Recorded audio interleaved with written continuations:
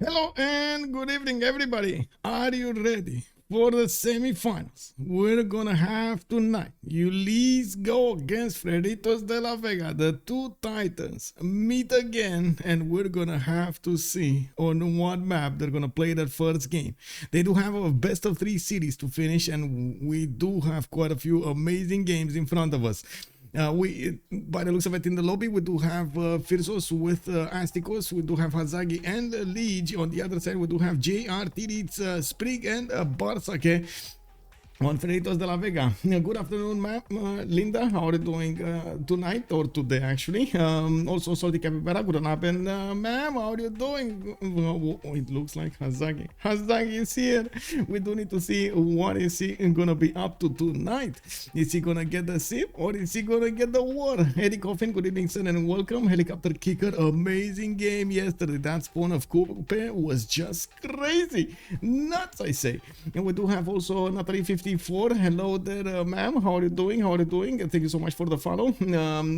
Eddie Coffin, good evening, sir. Wait, I said already that. Bonsoir, monsieur Rafifi. How are you doing, sir? Moonstrath, thank you so much, man, for picking up that first promotion. Big shout out to the man.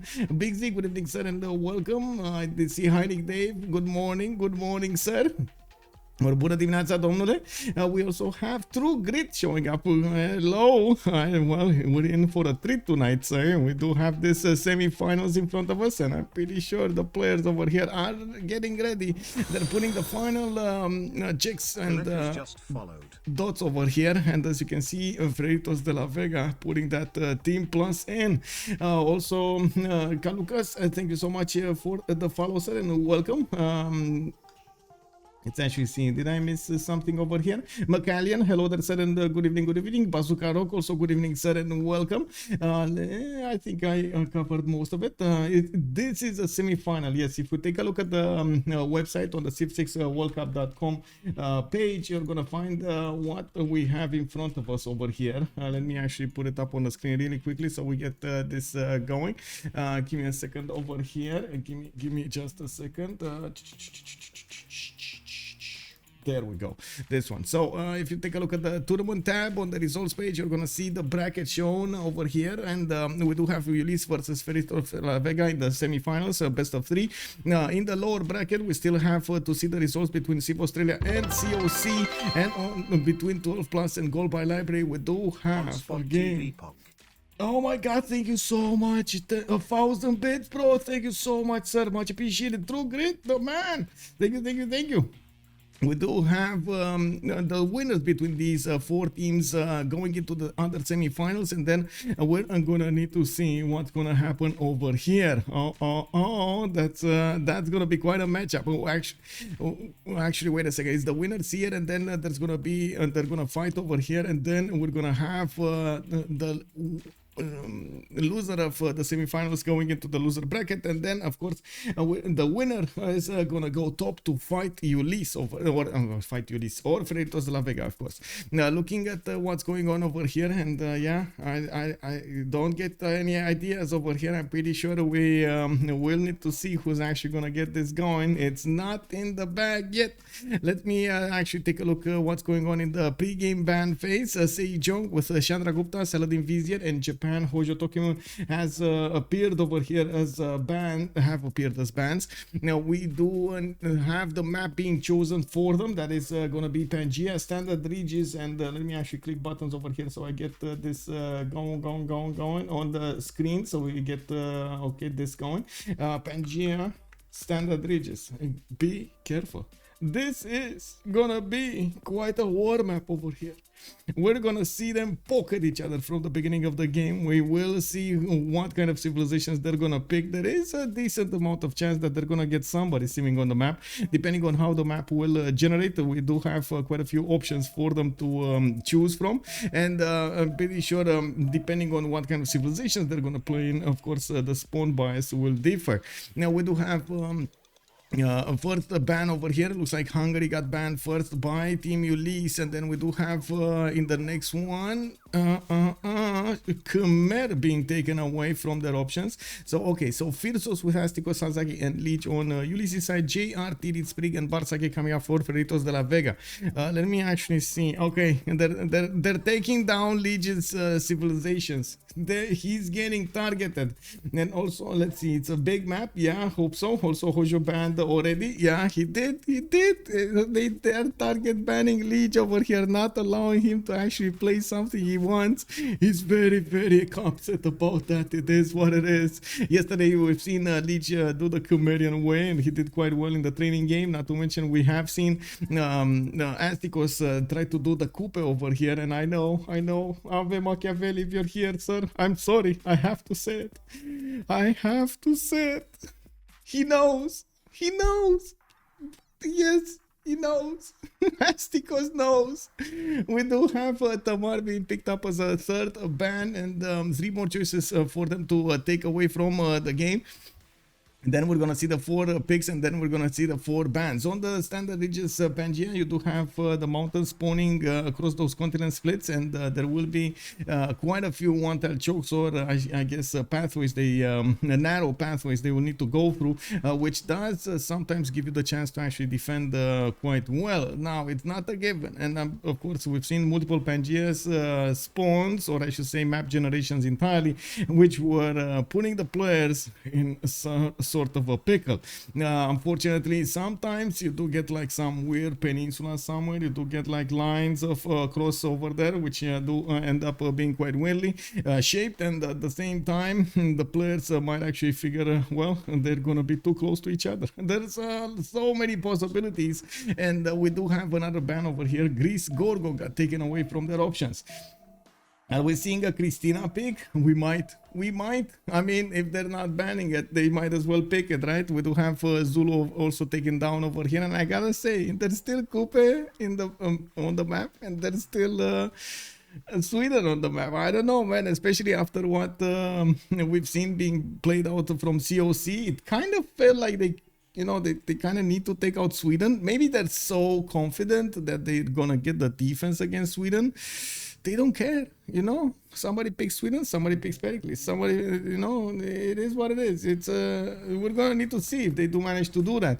It's not a given. I gotta say, I'm very worried about what Sweden can do, especially with that early tourism. We've seen it explode with the early tourism and acquire so many tourists from his opponents at a relative early stage. Turn 93 victory, culture victory. The last time we've seen Sweden in the game with so much passive tourism. He did manage to get to roll some rock bands over there. 2 of them actually getting up to level 3. I feel the arrival of Simon Bolivar. We might actually see him. Yes, we might see him. We do have Rome actually taken down over here in the 6th choice, and now they do need to actually pick their civilizations. Ulyss has the first pick, while Freritos de la Vega is gonna get 2 choices immediately after. Now we do have Astikos that are gonna need to pick the second one, and it looks like they are taking away JR's honey over here. Cleopatra has been picked up by Ulyss. I'm pretty sure these are shots fired over here. Simon! It's coming in on Freritos' side. We got the Robert the Bruce being picked up as well by Bartsake, while Astikos is still thinking, but he chose Abraham Lincoln over there. We might see him pick it, lock it in, or we might see him change it to something else. Let's actually see what's going on over here. It looks like they're playing with our hearts. Titiits isn't playing. He's not. It doesn't look like it's happening today. It was bound to happen. Yeah, no Rome. They're thinking, okay, Rome is too flexible, man. Rome, big muscles, aqueducts.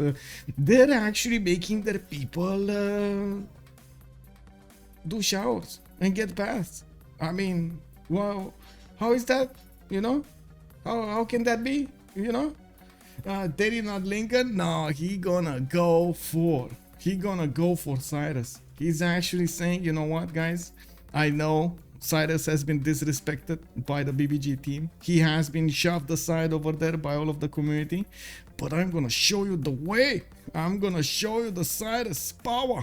He's still strong. He can still trade punches with the best and remain standing at the end of the round. Well, I don't know, man. I'm not that convinced. Of course, you know, I might be a... Oh my god, Ave Machiavelli is gonna do it again. He's gonna tell me. He's gonna tell me if Astikos doesn't pull this through. I'm gonna need to say it. Astikos doesn't know, but I think he knows, man. I think he knows. You know, in my heart over there, I think he knows. Also, let's see. We have a good trade in GPT from and with Ptolmaic and Cyrus, Monasticos, the return of Monasticos. Well, I find it doubtful that he is actually gonna play monasticism over here with Cyrus. Well, you never know, man. This guy just plays the game. You know, he doesn't let the game play him. He plays the game. We do have Teddy Bulmus taken away as an option. We do have also Cree up next, and the two more choices are separating us from actually seeing their full roster of civilizations. We still have quite a few strong civilizations able to be picked over here, and I gotta say the other Korea, it's not getting picked that much. I would love to actually see some more Korea gameplay. Yes, I know Sejong got taken out, but you can still pick Sundok. You know, she's still fine. Why you disrespect Sundok so much? Two sim choices banned. Yes, they're trying to ban him, but still Sweden is up. They can pick Sweden. It's still an option over there. With Cleopatra, we've seen multiple times how the tempo is quite fast, how she can acquire those points of culture and the points of size, not to mention the ability to get the Temenaki relatively quickly in the game, coupled with the Sphinxes and so on. Oh my god, those lands look amazing.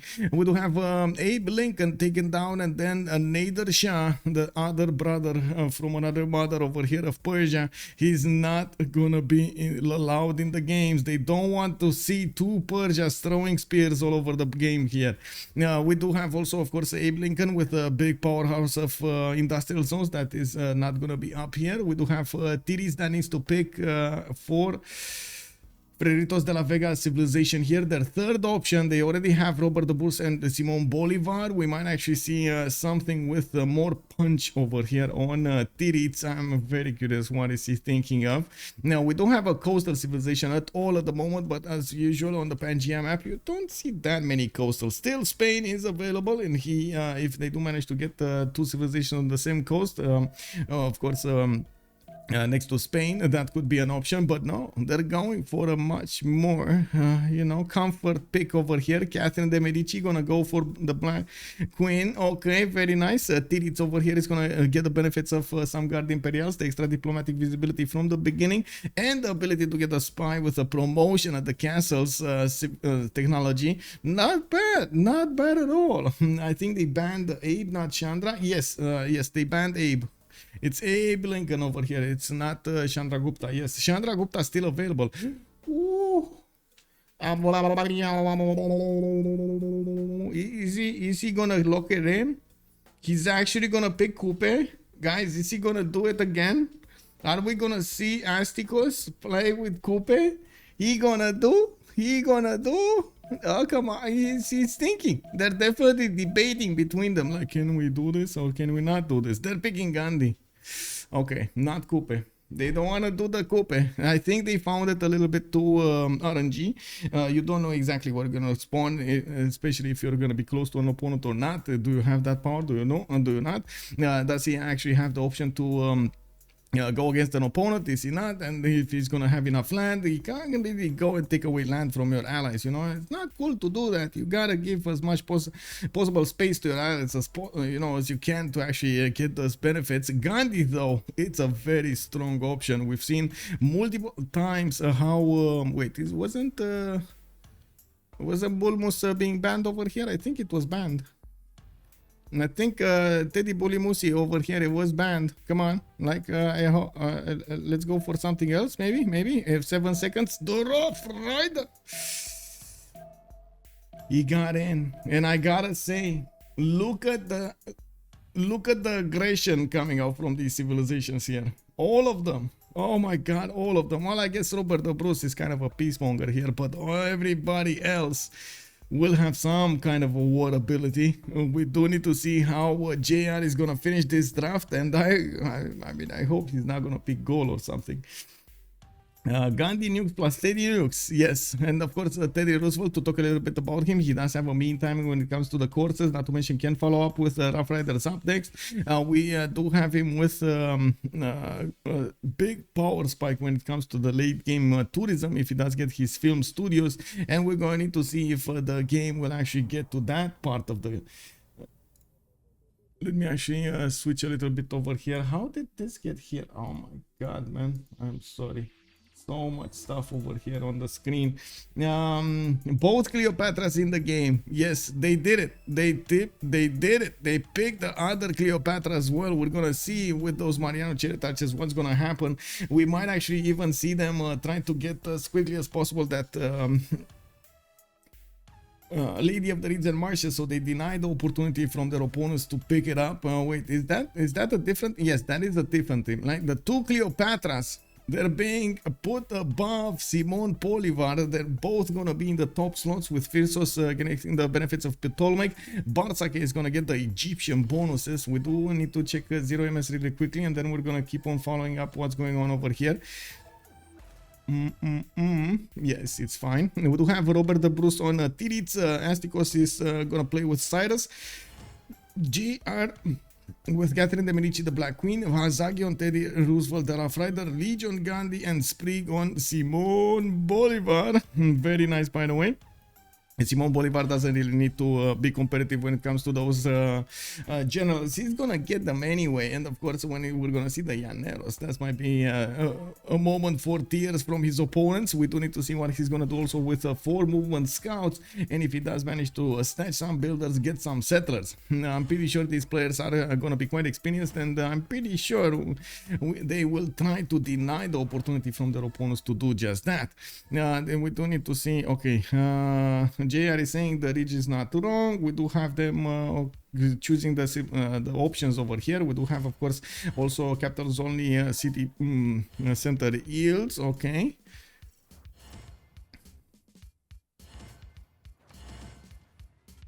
Oh, I need to pick the poo-poo color. No. Oh my god, poo-poo color over here. It is what it is. Chandra is the one that isn't actually banned. Yeah, it's gonna be a Temenanki race. It's happening. Let me actually put up the prediction over here for how many remaps. 0-1-2. We do have a submission period of 5 minutes, and we're loading into the game. You have the chance, the opportunity over here to get more points, more channel points, if you correctly predict the outcome of the remaps. If we're gonna have 0, if we're gonna have 1, or if we're gonna have 2. And now it is the time to put those points in and see what you're gonna get. I do have to point out on the Pangea standard ridges, we don't usually have that many remaps, but it might happen. So let's actually see how the map generates. What is their position on the map, what kind of neighbors they're gonna have. Are they gonna be allies? Are they gonna be opponents? If they do have wonders to benefit from, just like we've seen yesterday, Astikos just spawned casually next to a delicate arch and getting so much gold from the beginning of the game. I mean, that was some. Wait, is this a shoe or is this a sock or a foot? Maybe, I don't know. I guess it is whatever you want it to be. We do have Egypt on the west side here, benefiting from quite a few plantations. He does have a 2-3 deer tile to make use of, and I do see a +3 campus. He also has more floodable terrain to the east side and to the northeast next to these rivers. I wouldn't be surprised if he's gonna want to get the Lady of the Reeds in this position. Now he's unfortunately not gonna have a lot of production in his first tiles over here, especially with the plantations. You kind of need to improve them if they're on flat tiles. Now, well, we're going to need to see what he's gonna do about it. With the 2-3 deer tile, this is gonna get an extra point. He does have his 2-2 base possible, and well, there are quite a few possibilities for him to get other cities to the northeast and the southeast. Let's actually take a look in the south of him. We do have the players banning map. pinning the map, I mean. Now, I do see Gran Colombia Sprig is gonna be to the east of Bartsake. Is this Bartsake? Yes, to the east of Bartsake. So he's gonna let Bartsake have all of this territory here to the west side. Now, he does have Cleopatra to settle to his southwest to get some easy extra culture and try to get some wines. A good harbor over there next to Cleopatra. Unfortunately, not a lot of good tiles in the south. He can actually split this up with Egypt if he's gonna come down next to the coast. We do have him also with 3-1 spices in the capital with a 2-2 base, other 2-2s around, and a few mountains to give him the adjacency towards his campuses. He's pumping out a scouting 3, and I do have to take a look who's gonna be his opponent. We do have India over here, the Lege next to him. Gran Colombia will have the ability to try to fight India from a relative early stage. Lege is by the looks of it still waiting to settle his city. I do have to point out in India does get the extra movement when it comes to his settlers and his builders. We do have him over here just waiting to see exactly what he's gonna do. He has a second settler to the north. He can settle in place and get the benefits of another 2-2, but he's gonna need the animal hospital if he actually wants to get more production over here. I'm pretty sure that the 1-3 over there is probably not gonna be enough. He needs to couple it with a 3-1 banana and get some more food. Possible dies that he can acquire to the south. That's not going to be easy to get, though. He can't settle the oil, and he does also have a wonder to the southeast. That's going to be Cliffs of Dover on this peninsula, and to be honest, it's kind of a bad settle, but it does actually have a +4 campus over there, and you can improve some of these tiles, the fish and the whales. Not big in production, though.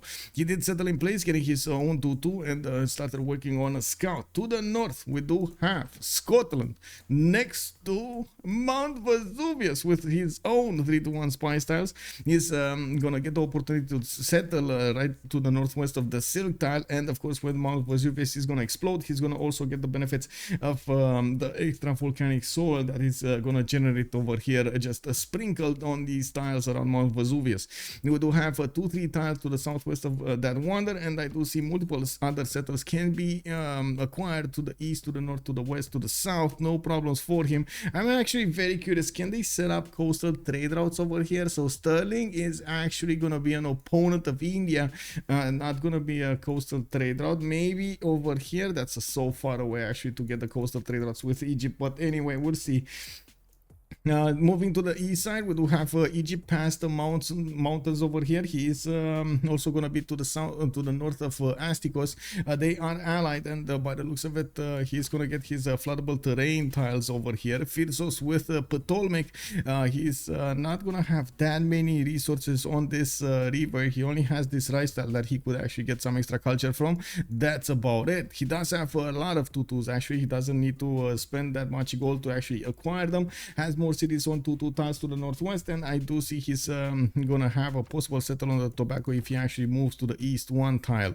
Now, wouldn't surprise me if he does that. We do have more floodable terrain here available on the east, and well, Mount Kilimanjaro to the south, not that close to him. Can settle a city on the river and get the fresh water towards that Mount Kilimanjaro. Can acquire a lot of tiles from it. Now we're going to need to see what is he gonna do, because that is gonna be quite close to Astikos, to Persia, which can actually split the Mount Kilimanjaro in 2. We do have Astikos coming up here with Pasagarde's 2-2 tile. He's getting his scout out, and we still have Phyrsos thinking what he's gonna do. Left, right. Oh, he moved. Wait a second. He actually moved. Where did he move from? That's no movement settler. Wait a second. What did he do? Okay. I mean, okay. Okay. I would really love to actually see where did he move from. Good food. Yeah, he did go actually for the 4-1 tile. Okay, he's getting the food from the rest tile. We do have him we do have Astikos over here with Pasagarde on the coast. He's gonna get the opportunity to settle on another coastal tile over there on the Jade. Also can get the Mount Kilimanjaro tiles quite quickly with the 4-1 tile of Mount Kilimanjaro and the 1-3. He's gonna have a decent amount of food and production. He also has rivers to the north towards Geneva. Can actually take over that city state if they don't don't want an extra science city state on the game. And we're going to need to see him getting his scout out so he can acquire the vision next to his territory over here. We do need to take a look also on the city of Paris. We do have him with another continent to the east side. Looks like the west is gonna be his. Oh my god. Oh my god, he can do quite a bit of damage over here against both Ptolmaic and Persia. The Guard Imperial timing, we do have him with scout coming up in 1, and it looks like he's gonna have a 2-1 tobacco and a 3-2 banana in the capital, with of course his 2-2 base. Has a few mountains to acquire those adjacency points towards the campuses, and from what I do see, he can settle the instance to the south quite easily and acquire one of those luxury resources. He also has so much instance over here to the southwest. We do need to see how aggressive he's gonna be and how far into the west side he's gonna go, and we do have to wait a little bit to see if they're actually gonna keep this map or not. I do have to point out his opponent to the northeast. Actually, what is happening over here? Why did Phyrsos pause? Okay, never mind. He probably pressed P by mistake.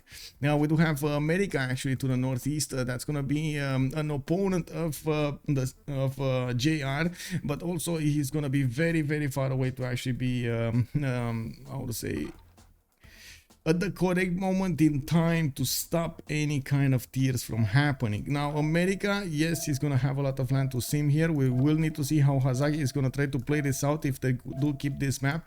He didn't have the opportunity to go for the Citrus settle, but he chose to settle on the 2-2 and probably will improve that later. Does have a +3 campus, actually multiple +3 campuses with the geothermals here, and that means there's gonna be a continent split. This is gonna be his own second continent, where he can get some more amenities, marble tiles, ivory tiles, gypsum tiles. He gonna be happy. Okay, very nice, very nice. We do have him also with more settlers with the freshwater rivers over here, a city state to take over if he wants to, the city of Mitla, which will give him the opportunity to actually no, he doesn't have. Wait, this is Bartsake, right? This is Bartsake on the other side. Anyway, we do have Bartsake in frigate range, but I find it doubtful that we're gonna see Hazaggi go for both here. We will probably see him try to be the simmer of the team, because almost everybody else will be in a war position. Black Wind position and Band Gandhi frontline with a 1-2-2. Cool Whip already calling out a remap. Tobizi, hello there, sir. It's a hand pincing in a foot. Oh, I see. Yeah, he's keeping the foot, man. He's doing the foot. Yeah, definitely I can see that. Bex, bom dia, senor. Already Bex is calling out, smells like a remap. Well, we're gonna need to see if it looks like a remap, it smells like a remap, it might be a remap. We do have France over here meeting Egypt, and you do see Persia immediately starting to send his scouts to the east.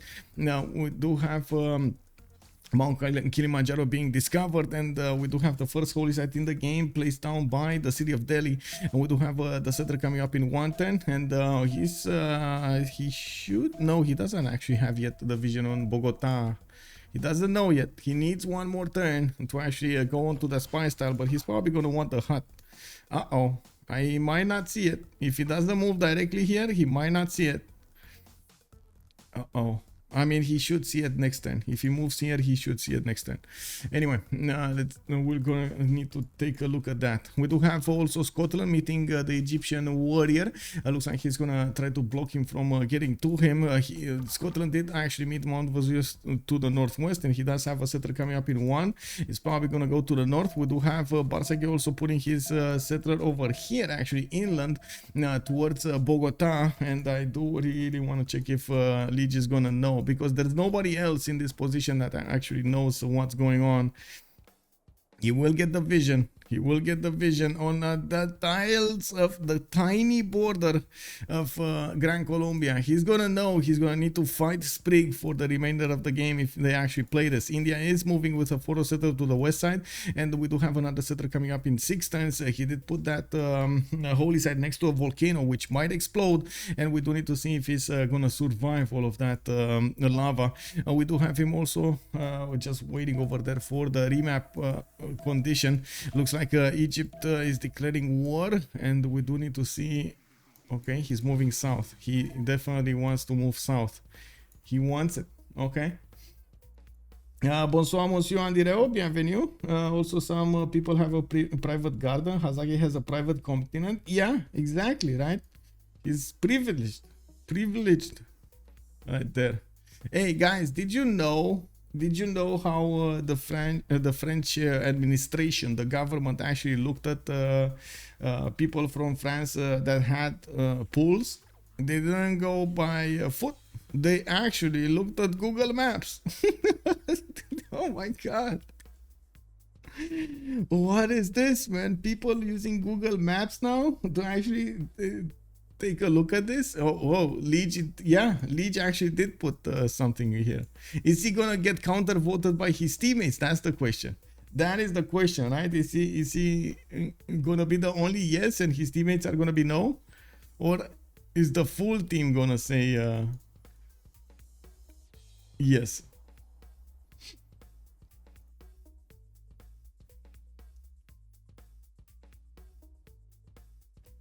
Boria, good evening, sir. Just as you're saying that, I was looking at Google Maps. Ah, I see.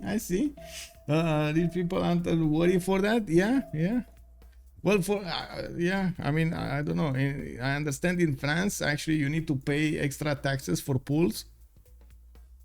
Okay. Yeah, I mean, sure. What can you do, man? Considering the next place I want to move to. Oh, interesting. Yeah, they both remap. So what happens, whatever we're gonna actually have available for them in the next generation of the map, that's gonna be it. We might actually see a technical remap at some point, but this is it. This is it, guys. They both use the remap tokens, and it is what it is. They both remap. They didn't like their spawns.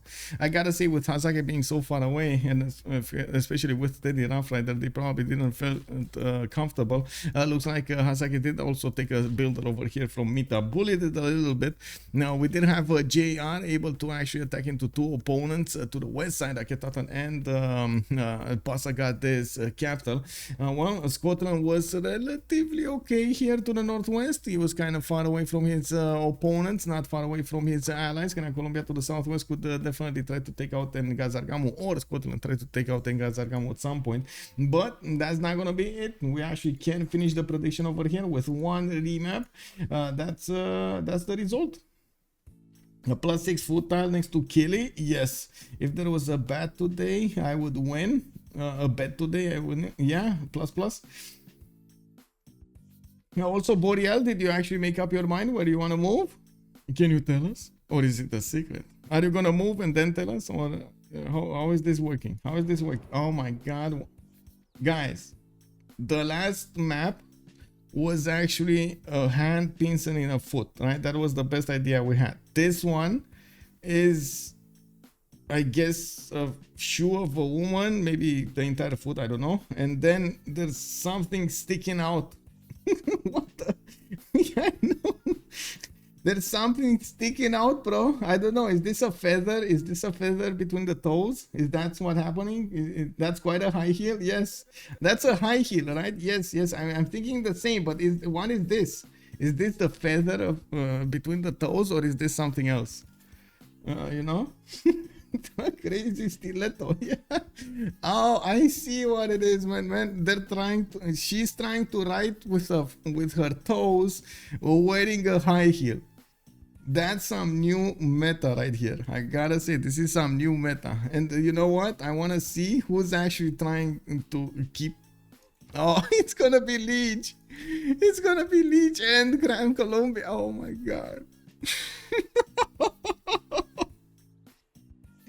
He's not getting out of this, man. He's not getting out of this. Gran Colombia right next to Lege.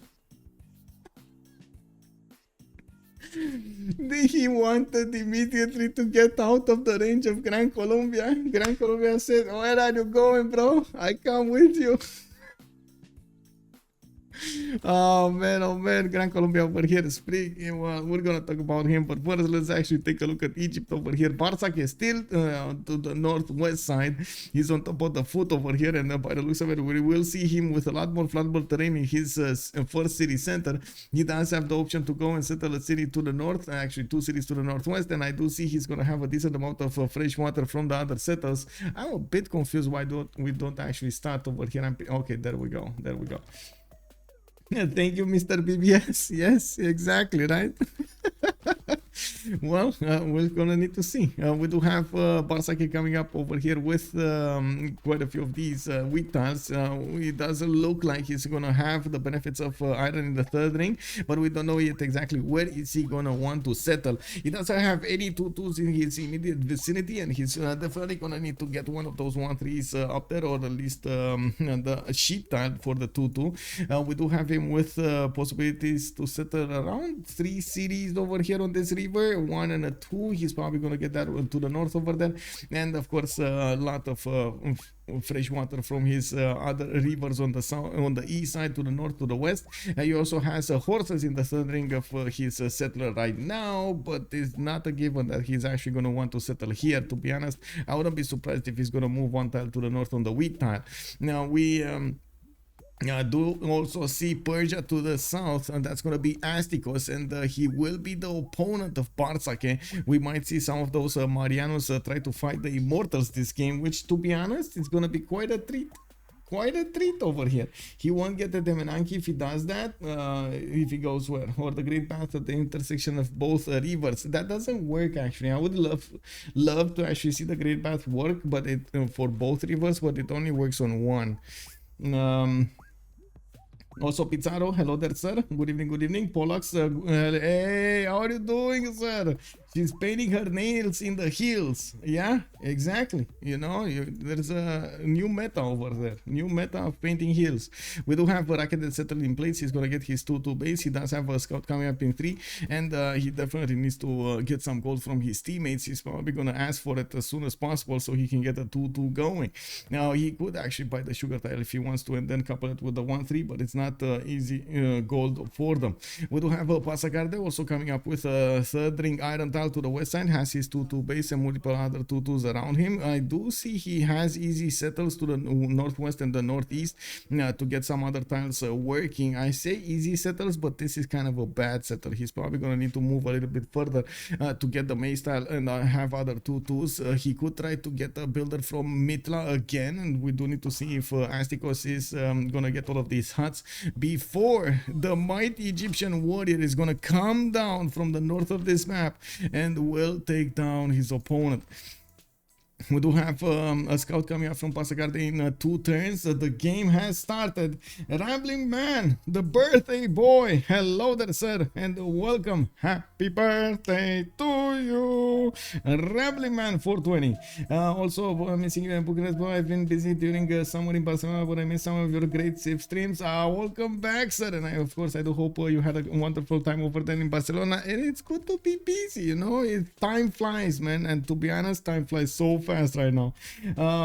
We do have Passagarde also benefiting from horses in the third ring to the northeast. He does have another 2 horse tiles to the east side, and it looks like he's gonna have Titiits on the east with another opponent over here in the form of the big man JR. It might actually come and take down Persia with the help of Egypt. We're gonna need to see how JR is gonna think to strike against him, because the city of Pari is getting his scouts out. He does have his 2-2s around him, and I do see he's gonna have probably Titiits settled soon. We do need to see where is he gonna settle on Titiits and how many tiles is he gonna get the benefits from. There aren't that many tiles, good tiles on the east side, but these I really like. We do have him with a possible ivory settle to the northwest to get an extra amenity going, another settle over here on the sugar tile, extra amenity, and the continent split. This is his continent, guys. This is his continent. It is what it is. Woohoo! 37 years. Oh, young man. Yes, young man. Yeah. Wait, it's your birthday as well, Salty? Wow. Good. I mean, happy birthday, ma'am. Happy birthday. Yeah, oh my god, we got quite a few anniversaries over here.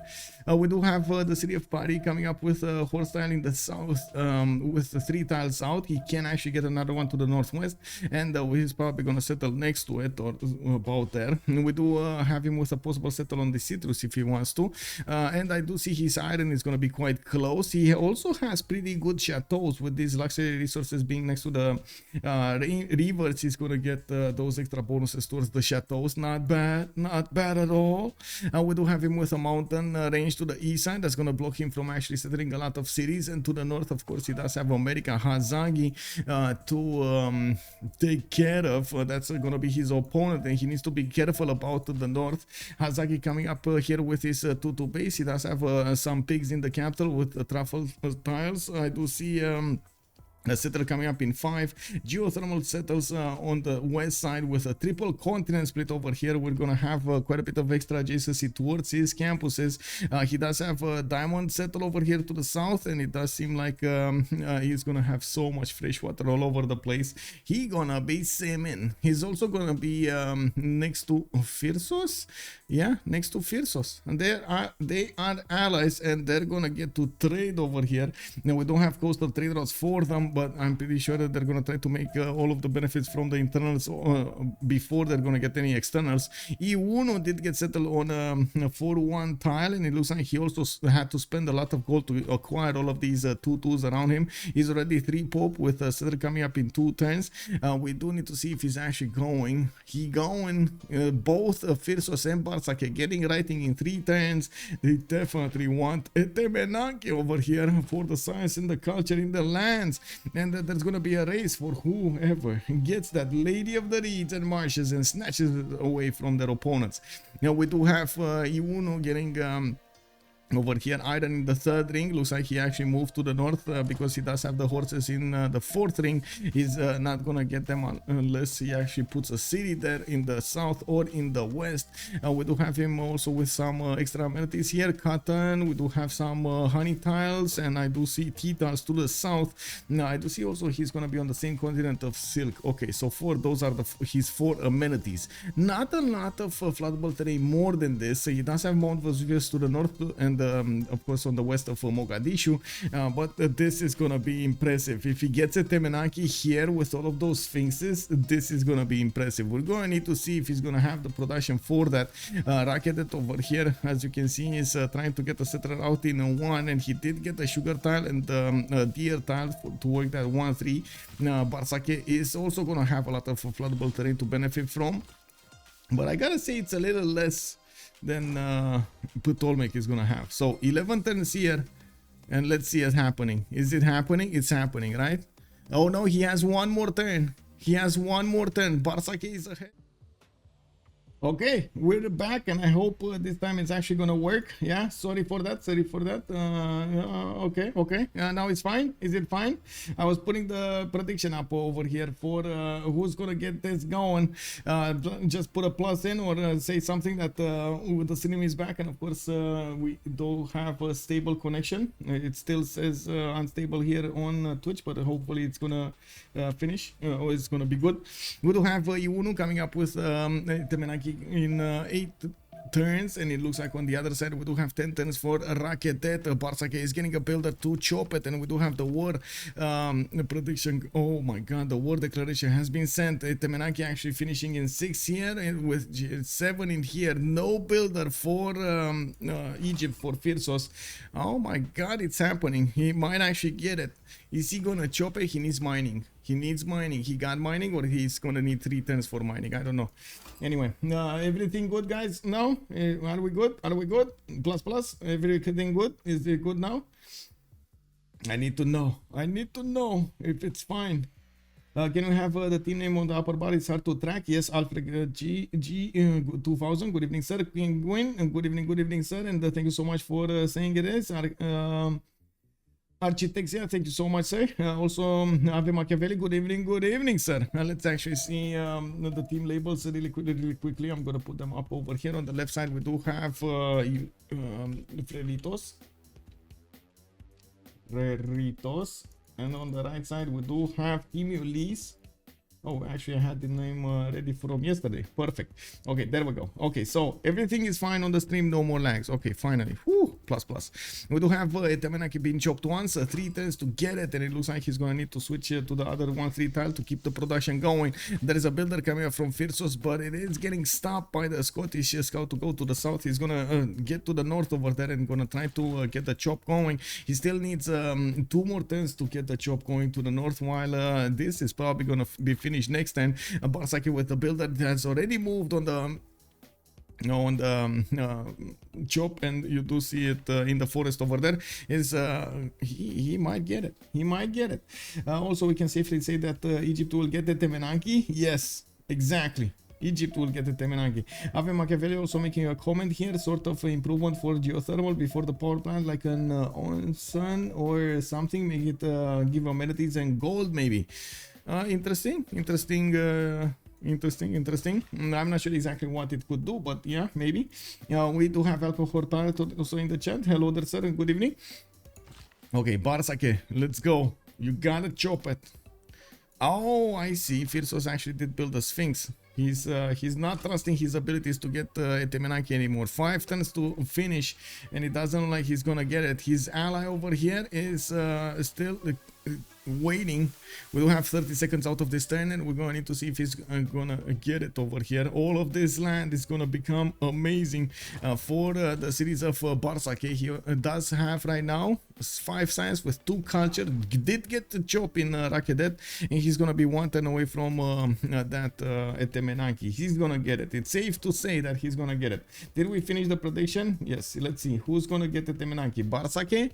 Bartsake got it. Okay. Oh, guys, you got so much over there. 11 just followed. RWT11, hello there, sir, and thank you so much for joining us for the follow. Choose outcome. It is gonna be Bartsake. He got it. He nailed it. Yeah, we do have in the south also Sterling getting a city on Mount Kilimanjaro. He's gonna get those bonuses of extra food, and we'll have some volcanic soil to improve, putting down his campuses. He did get a +2 to the south on the horse tile, and I do see another +2 over here in Roxburgh. He's getting another settler in 110, and we'll probably gonna try to settle another city to the north. I'm thinking that seems like it's the best city. I mean, yeah, it's not bad, but definitely is well, there's some desert over there.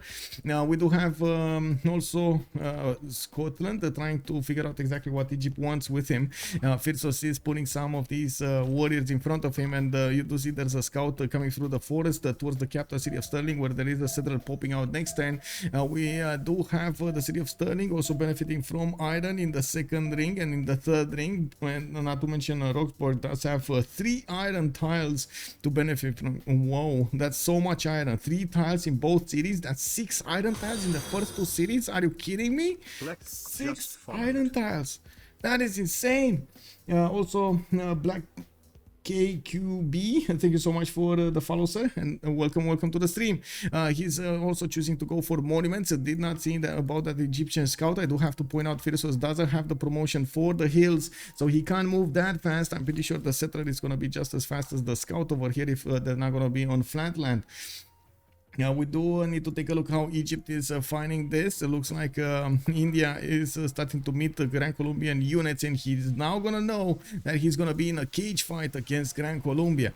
We do have him placing a settler towards, sending a settler towards the north, and I do see he's starting to get his holy sites going on the coast. The city of Delhi did get the holy site on the horse tile. He's gonna start to acquire that horse resource immediately after he's gonna get animal husbandry, and we do have also holy sites coming up from Calcutta. Not the best productive city. He's going to need to put some gold into that. Now the city of Panna did get settled in a non-freshwater position. Does have the position on this volcano though, but there we go. Gran Colombian warriors are getting in with the support of a slinger. They're gonna try to do some shenanigans over here against the cities of India. We do have another scout coming in from the north, and it does look like Gran Colombia is starting to put down campuses. I do have to point out iron is gonna be in the 2nd ring of Delhi, and we do have some coastal resources for him to improve. I don't think he's gonna go sailing anytime soon. Let's see. Is he putting Stonehenge? No. Okay. Is anybody putting Stonehenge? Okay. Somebody's thinking about. They're talking about Stonehenge. Anyway, let's actually see where. Okay. Nobody.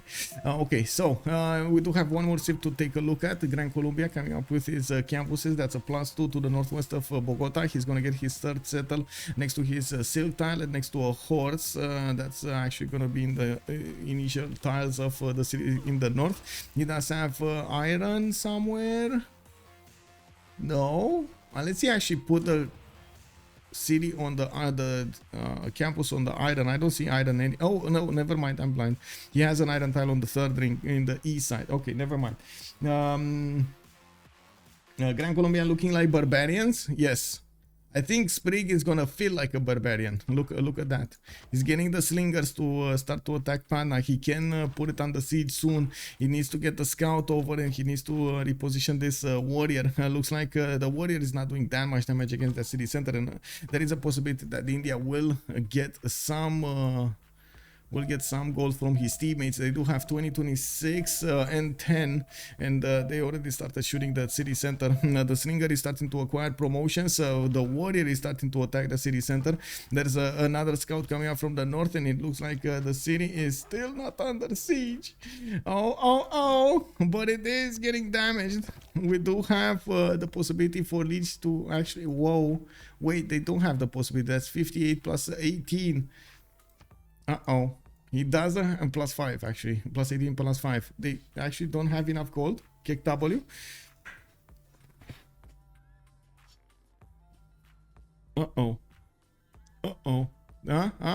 Is it gonna be enough, guys? Is it gonna be enough? It is enough. It is enough. 81. Come on, Astikos. Give me the gold. Give him the gold. What if he accidentally puts the discipline card? Oh, that's gonna be bad. I do have to point out this city still is already half HP, and yeah, there we go. He bought the warrior. It's fine. It's fine. It should be fine from now on. It should be fine. He's still gonna start to try to smack into it, and you can see the Indian warrior can actually attack back and destroy one of the Gran Colombian units. It's probably not gonna do that, and it looks like Gran Colombia is gonna start moving to the south, trying to do some more pressure over here on the city of Delhi. He's also repositioning the slinger back to his cities, getting magnets internals for the city of Bogota. I do see the builders are moving to improve his resources. We still don't have pantheons from their side, so we're gonna still need to bounce around the map to see exactly what kind of pantheons they're picking up. City patron goddess for for Scotland. We do have campus finishing up in Titiits. Still didn't finish his campus in the city of Stirling, while this Egyptian warrior is trying to move to block it. We do have another Egyptian scout from the north trying to do some shenanigans here. Stonehenge coming up in 410s from the city of Iunu, while we do have Phyrsos moving on the west side with his third settler. I do see holy sites getting finished over here in Aketatan, and he's getting a lot of resources improved for that extra culture. We do have Phyrsos on 6 and 7, while Bartsake did jump up to 12 and 5. 17 productions though versus the 23 of Phyrsos. He's starting to improve his tiles here, but it's taking a little bit of time to actually get everything going. Now he's gonna get his third city, and we do have a monument coming up from Racket Dead. He's getting the science points from it. Teminanki's tiles improved, and bam, sugar tile 3312, getting big over here for his production. Okay, very nice. 18 production. Kick W. We do have Freritos being settled on the east, where he's getting a settler from. I do see him probably working the citrus tiles and the 1-3s. Is he working actually the 2 citrus tiles? Because that's how it looks like. Yeah, he's probably working the 2-3 citrus tiles. That's why he also has a little bit less production. We do have him blocking Persia's settle from the north with a warrior and a scout. We do have Persia actually getting a few slingers over here to try to separate the masses, and by the looks of it, this French scout is gonna get it. On the east side, we do have JR using that citrus settle on the city of Bordeaux, getting his campus is up, and I do see Rouen is going to have a +2. We do have the city of Paris with a +1 and Bordeaux with another +0. He can get on the wheat tile, the Gavron Plaza, to actually help him get some more adjacency towards both of those campuses, and we're probably going to need to see him try to get a general here. Raccoon, hello there, sir. Good evening, good evening. What a crazy match. Yes, indeed. And I gotta say, you're probably bouncing on Lege's stream. I mean, it would be awesome if we know his mood over there. If you can give us an idea of what his reactions are during the game, I would love to see that. Maybe get some clips out, you know. Started lineup. Yeah, Nemesis, hello there, sir. Good evening, good evening. Let me actually get back to this over here and finish. Okay, it's fine. We're getting this. Okay, thank you. Okay, Makeo Azaro also, hello there, sir. Is the landmass on the eastern island? No, it's not actually. There's a one tile passageway over here at the toes of the lady that actually has the high heels. Now we do have Iuno getting that Stonehenge next turn, and it looks like he did manage to pick up a Lady of the Richer Marshes with the initial Sphinx build. He got that extra faith going, and I do see Liang getting plugged in. Iuno getting that extra production on all of these floodable terrain tiles. A lot of them are actually grassland, so he's not going to get a lot of points, but still Liang is going to give him an extra point there. We do have also a Bodyman coming up from Memphis. I do see Gangi Gardens coming up from Akhenaten in 7, and well, it's he's gonna try to get as much face generated as possible from this from the religion. I'm thinking he's gonna try to go divine inspiration with sacred places. That is a viable strategy, especially with Egypt. We do need to see what is he gonna do with it. We do have Los Angeles being placed to the west side between those geothermals. He does have a volcano to make use of, and I do see him building the campuses quite quickly. A +3 here, another +4 over here in Washington. He does have a possible +4 in Los Angeles. While he's getting some builders, we're probably going to see him improve some of these tiles quite quickly. Bartsake is starting to catch up in the production compared to Phyrsos. He's 26 versus 30 at the moment, but he does have that extra science bonus. We do have him getting some more builders. Still didn't actually choose to put his unique improvement over here. We do need to see also when the first encampments are going to be built. It looks like JR is going for archery, Titiits going for archery, Sprig going for astrology, while we do have also Hazaggi going for archery. Lege is already 7 turns away from getting horseback riding, while he did manage to push back and also take down a unit from Gran Colombia. Sprig is going to need to get out of there with what he can and come back with a stronger army. I do also see his startup with campus is starting to take shape over here with another +1 here in Quito. He still has the campus over here, and could actually, oh no, he can't. He already got animal husbandry, did he? Yeah, I don't know actually. He has astrology, so I have no idea if he does or not. Now we do have 2 cities of India actually on the coast with 12 and 15 strength, but since he's gonna get horseback riding, he shouldn't be that far away from actually building a horse. And did that scout just attack into the city of Patna out of spite over there because he couldn't get it and died?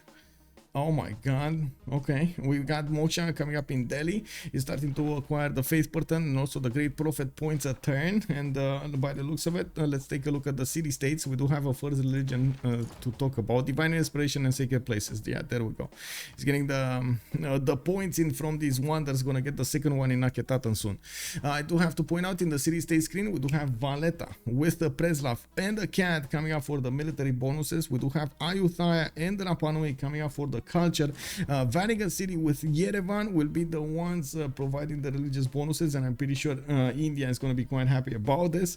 We do have Auckland also in the game for the industry. Geneva with Mitra will be providing the science, and Zanzibar with Mogadishu the trade. Actually, there's quite a diverse group over here coming around. Astikos did put down the first encampment. Astikos with Persia is between 2 opponents. He was blocked over here from moving his settler to the northwest by the Egyptian troops, and now he's repositioning towards the northeast, where he does have an archer to help him out clear the pathways for that settler to get on probably the coal tile. This is kind of a bad settle, to be honest. I mean, sure, he's gonna get the horse, but other than that, it's kind of a bad tile. He did manage to get his first trader working. He's trying to get new settlers between before he's gonna get horses out, and by the looks of it, actually, is he going horses? Wait a second. No, he's going directly mortars. Okay. Whew. I was thinking, please don't go horses. He does have an iron tile to the west of Hazaggi in the third ring. That's going to be quite expensive. And he already put a lot of gold into the tile of the horse. We do have initiation rights also chosen by Astikos. He knows he's probably going to need to get a lot of units out so he can actually withstand his opponents and try to take them down. Lege avoiding freshwater to prevent the caravel push. I think he more wanted the land over there, and he was worried that he's going to get hit, that his escort is going to get hit. He only had a scout, and there were a few units from Gran Colombia about to go there. Raccoon is also coming back with some very important intel over here. Nothing special to mention. Lege spoke like 2 words. He is full focus and not very happy. Okay, not very happy. As anyone can guess from his free sim enjoyer from it. He's trying to get Varus and keep producing faith despite the push. Can't tell more. Someone in the team talk about push, preparing for next era, but I don't know which voice it was. A push on Titiits. On Scotland. Wait, Scotland? You see, is this gonna be Egypt over here? Phyrsos? Big Phyrsos and oh, I see what's happening. Hazaggi building a trade pathway towards Geneva. He's gonna get the roads towards Titiits, and we're going to need to see if he's gonna send some units there.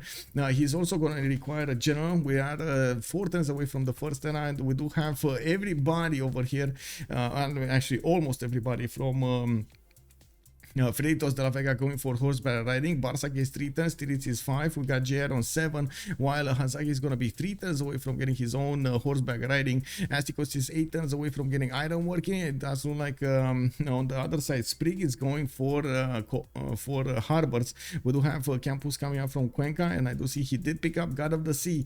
He's going to get to improve these coastal resources and going to get an extra production from each of those. We do have India picking up Goddess of Tides for the extra culture, and he's gonna get a few of his resources improved as well. Sterling City Patreon goddess. We do have God of the Forge coming up for France. JR is gonna try to do the push against Persia as initiation rights, while we might actually see some Egyptian settlers coming up from the north. Fertility rights chosen by Egypt. He's gonna get the extra food from the wheat tiles, and you can see his extra food over here coupled with the science points he's getting. Plugged in Li Yang, and we still don't see actually Li Yang extra production bonus yet. We do have him also opening up with commercial, so he can get the extra trade routes going, and going for a 4th settler from Rakedet. Looks like the 3rd city of Persia is quite late. He's gonna try to catch up with another wave of settlers soon, and we're gonna need to see also Teddy. Why is he not getting a Pantheon here? He's on 10 faith and he's making 0 a turn. Oh no, he's not making faith a turn, guys. Hazaggi is totally ignoring the Pantheon. It is what it is. He's gonna try to get everything going without the Pantheon. I do have to point out he's gonna have a good amount of science here already with 16 and 7. Titiits is trying to get his own science up with the campuses, and we're gonna need to see how that evolves. Daniel, also everyone is gonna go for early war. Yeah, that's what's happening. It is happening. We do have Ancestral Hall coming up from Phyrsos. He still has a decent amount of settlers to go for.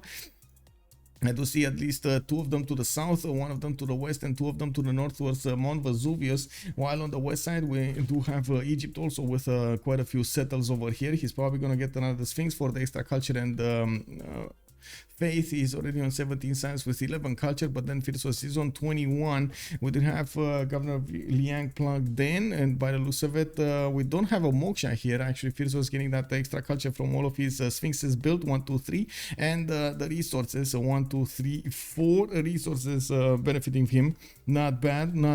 We do have to take a look how Lege is also going to deploy his armies to the northeast of Panda, so he can defend against Gran Colombia and or attack against Gran Colombia. Now I do see Gran Colombia has taken it quite slow, especially since he opened up with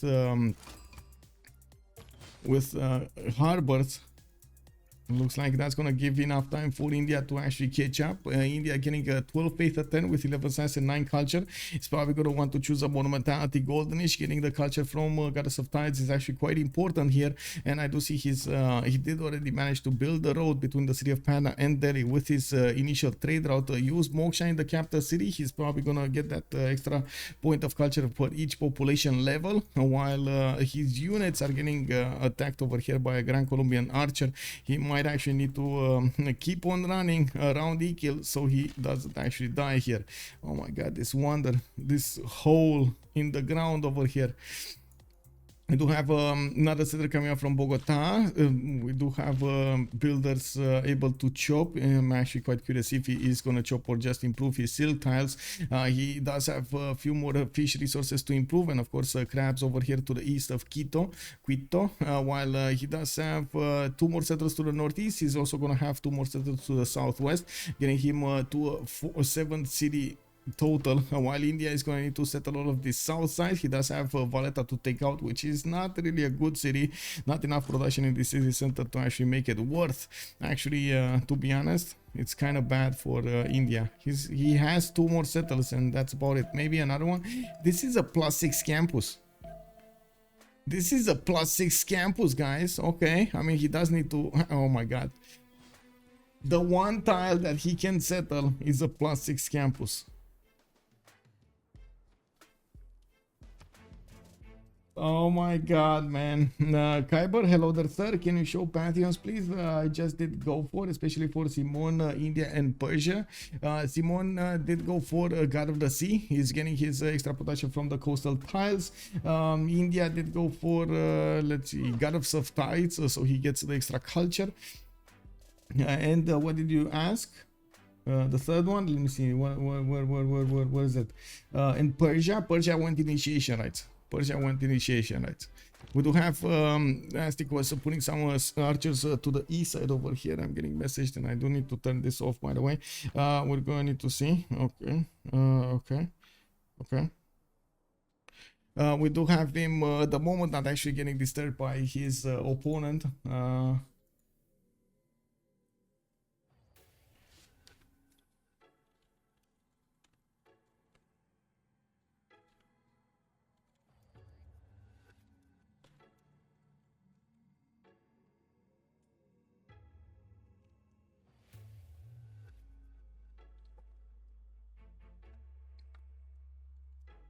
Just responding to YouTube live stream or live premiere.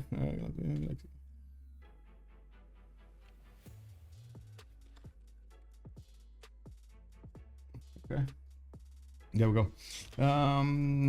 Okay, I joined today late. How did they remap this? They've lost both remap tokens in the first one. Both teams actually wanted to remap the first map. There were, yes, quite a few matchups between them that would start to get some sparks going, but I can't really say they ended up on a better map than the first one. Now we do need to also take a look what's happening over here with the golden ages.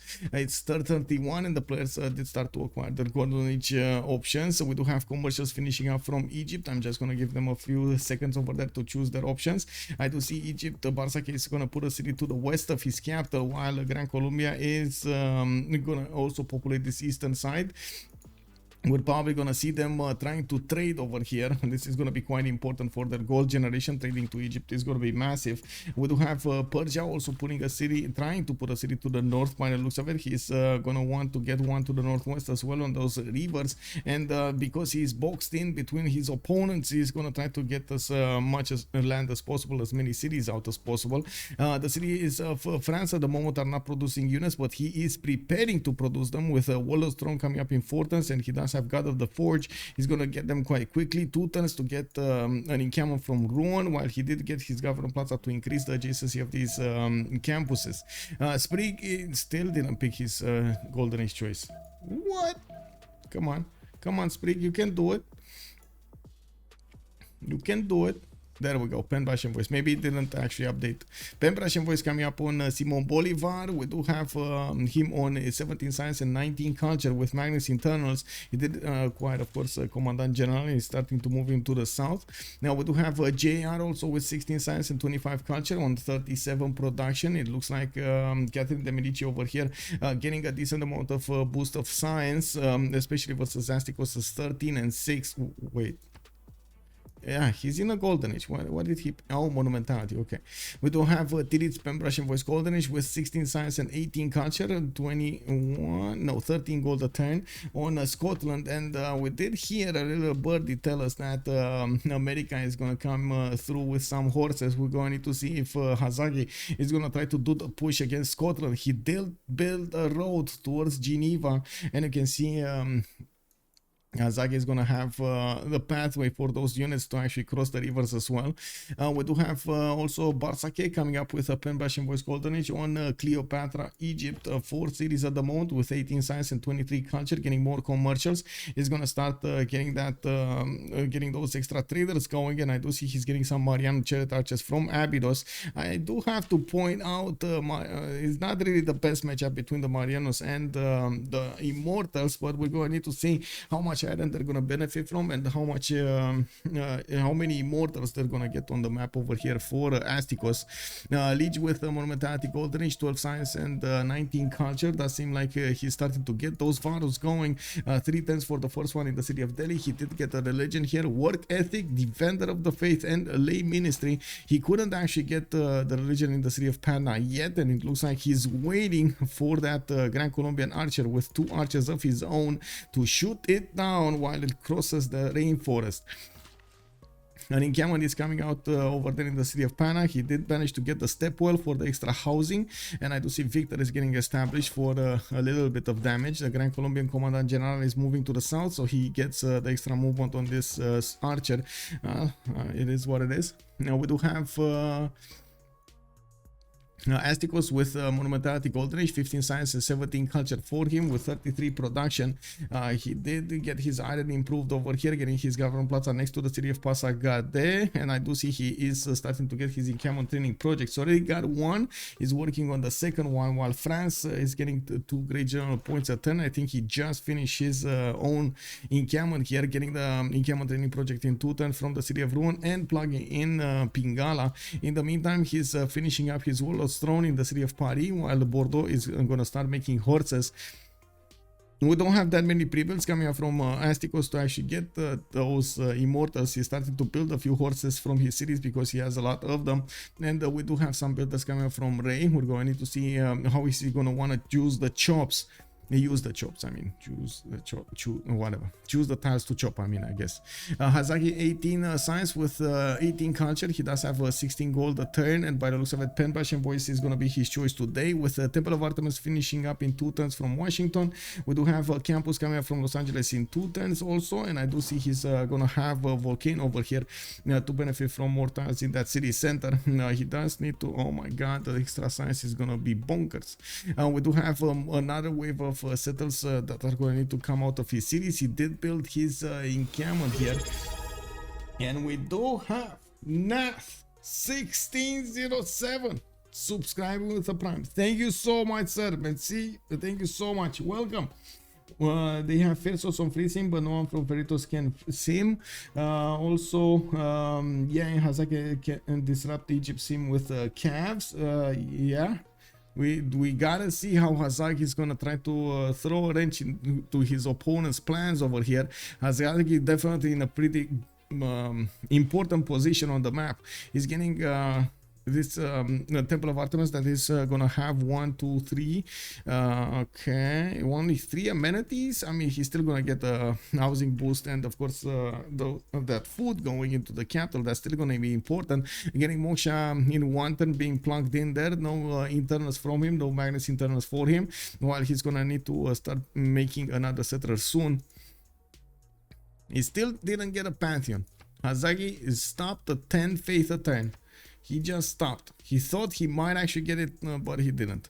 We do have also Scotland trying to figure out exactly what's going on. He probably did see the road. No, he did not actually. He just sees the road here, but he doesn't know the road is going towards the north, towards Hazaggi. He never actually scouted all of this, and we're going to need to see if Geneva is going to stop him from actually seeing that little bit of information. That is quite important for Titiits to know. Of course, yes, he can actually deduce that the road is going somewhere, and he might actually think about the northwest over here, about America. They don't know about all of his cities exactly how they're spanning, but they do see the borders over here. France did put to the north one of those slingers to scout out. We do have France also with the horses coming out from his cities. He's getting swordsman out, and I do see in Camel Training Project he's gonna finish from the city of Rouen next turn. He didn't finish. I guess that's the first one. We got also a great merchant coming up here, Zankian for Egypt for an extra 3 capacity. And we do have a few more archers also coming out from Bordeaux. Okay, but the horses from Persia are going to be ready to defend, I gotta say. We do have him getting his own encampment training projects. No Egyptian encampment yet, so we don't actually have him with the ability to get those going. I do see Abydos did find out about a tile over here to the north. They just found out about a tribal village just sitting over there. Audience chamber finished in up from Rakedet in 1 turn, and I do see Mendez can actually get another district here. I'm very curious on what district is he gonna get, and also if he's gonna get bronze or not.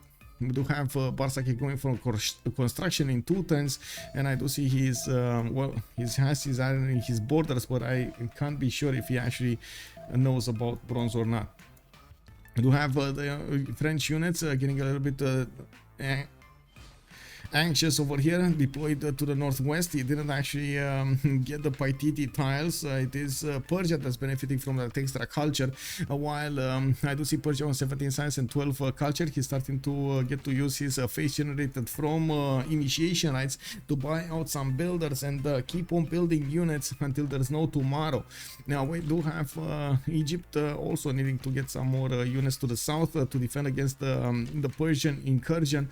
We do have Egypt with a few builders of his own, getting the Marianos from Rakedet and Abydos. I do see one coming out from Mendez, and the moment there is actually no unit from Persia that could actually stop that from happening. We do have first general here coming up for France, while I do see still forces here from Persia. Where is the general of Persia? Did he not get one? Wait, what? Oh, he did not recruit it. Okay, he has the points, he just didn't recruit. We do have India also getting his encampment training project in 3 turns, getting his audience chamber in 4 from Delhi, getting another city from Calcutta. Is moving his next settler towards the cattle town on the east side, and we might actually see Gran Colombia fight him on the seas as well as on land. We do have the harbors coming from Bogota to the south. Actually, he's gonna get a city here, a connection city, to pump out those boats from the capital if he needs to. Cuenca starting to get horses, and I do see he did manage to get another city, actually 3 cities. He's gonna get. He's gonna be on 6 cities. Very nice, very nice. Lege, I do also want to mention, is only on 24 faith a turn. Not that big when it comes to the faith per turn for him. While at the moment Pana still needs to convert to his own religion, so he can benefit from that defender of the faith. He did plug in Governor Victor, and I'm pretty sure the Pharaohs are gonna be very strong. He's gonna get to defend for quite some time over here with just the Varus. We do need to see if Gran Colombia is gonna try to level up his archers on those units. Parrot prediction, yes, let's start the prediction. Who will win? We do have on one side Freritos de la Vega, and on the other side we got Ulyss. Submission period, there we go, we got that going. Hazaggi clutches it, finishes in style. Anything can happen, man. It's a hard prediction. Yeah, anything can happen in the game. We do have Scotland moving to scout out what's going on over there with the Traders of America. I do see he's getting his encampment training project in 1 turn, while we did already have Hannibal Barca being picked up by France. We do have over here also Shunzu being picked up by Persia, and still 2 of them are available. India is probably gonna want to get one. By the looks of it, he's still working on his encampment training project. That's actually his first one. He's making 3 points a turn and still has 3 turns to actually get the encampment training project done, while America is gonna get it next turn. No, America is actually lagging behind in this as well. They might actually try to get both of them. Yeah, Egypt would definitely want one, while France has already started pushing from the east side into the Persian units. We do need to see what's going to happen over here from the north of the city of Tarsus. Also, we do have a wave of units coming up from France. We do have to say that the government plaza of Persia did not get finished, while France has already Wall of Throne finished. Is not only going to spend a little bit less units, let's call it for the units, he's also going to have, whoa, the general. Oh, misclick. He actually pushed the general forward. Anyway, we do have France with quite a few fast units coming around here. He does have a decently strong swordsman attack against the Immortal with 50 against the 44 of the damaged Immortal. With the extra diplomatic visibility he's getting, he's gonna do a lot of damage against the Immortals. The Immortals do have a +3, but it only works on attack. Both of them are benefiting from oligarchy, and they do have the +4 on these melee units, while I do see the production of France is quite good, especially since it's gonna be a 2 versus 1. Egypt moving from the north of Tarsus, and we do have France moving on the city of Gordian. We do have actually also Phyrsos coming up with 2, 4, 6, 7 settles over here with commercial hubs from Iunu. He's starting to get a lot more faith going. He's already on 59 faith a turn with 21 science and 41 culture. Getting a wave of builders. He should be coming up soon on the feudalism timing, and we're going to see when is he going to get that going. He did build the pyramids in Akhetaten, so whatever happens, he's also going to get more builder charges for these builders. Got a free one to work with and started improving his amenities, so he does have happy citizens. Unfortunately, still not fully happy here. Some cities are not benefiting from those extra points. Mount Vesuvius did explode for him a few times and got that volcanic soil around him. Airward, is the return ratio of bets locked in when you place it, or does it change as more people vote? It changes as more people vote, so it kind of depends on how many points they're gonna be on how to say on the votes. If I think what it does at the end of the game, it actually splits, like gets the total amount of the votes that lost and splits it by the number of people that voted the other way, and then just gets everything on the other side. If I think that kind of makes sense. I think so. I'm not sure if it is dependent on how many points got plugged in. I have no idea about that. But anyway, Astikos seems too low in science and culture to compete very long against the 2 opponents. Am I wrong? Yes, that is correct actually. And we do need to see if Persia is going to manage to withstand the power of both Egypt and England and France on the east side. Of course, with France already getting into his borders over here, it looks like yeah, it's gonna be a problem for Astikos. He did choose to go for 5 cities to try to be competitive in the next part of the game. He still has 2 cities to settle on the west side if he can get there, while he's scrambling to get the units so he can push off these Egyptian Mariano chariot archers from his territory. The Mariano chariot archers actually do quite a bit of damage against the archers. They do quite a bit of damage against the horses, but they can't take them out in 2 shots just like they do on the archer. If there are 10,000 points bet on a vote, you put 1,500 of these points. If you are right, you'll have 1,500 divided by 10,000, 15% of the total points. Yeah, but that actually is anyway. Sum of all points split amongst who voted of the winning. Yeah, that's what I'm thinking of.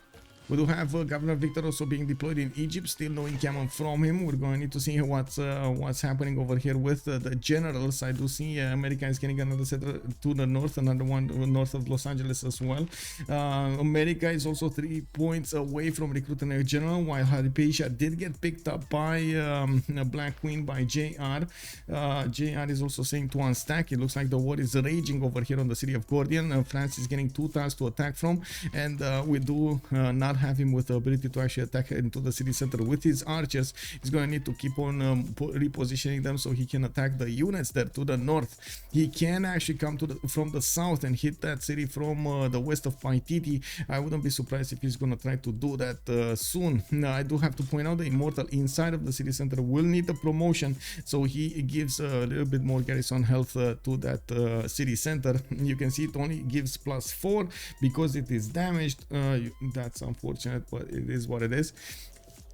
Now we do have Egypt getting pushed out of the borders of the city of Tarsus. Persia did manage to push both of those units out, and we do see Egypt is scrambling to get new Marianos. He's one turning them, and I do see he does benefit from a lot of production in the city of Rakete. That's a 33 production city that can pump out so many units to defend himself with. Also, I feel like Ulyss is not having that great of a time. Yeah, it's hard. It's very hard.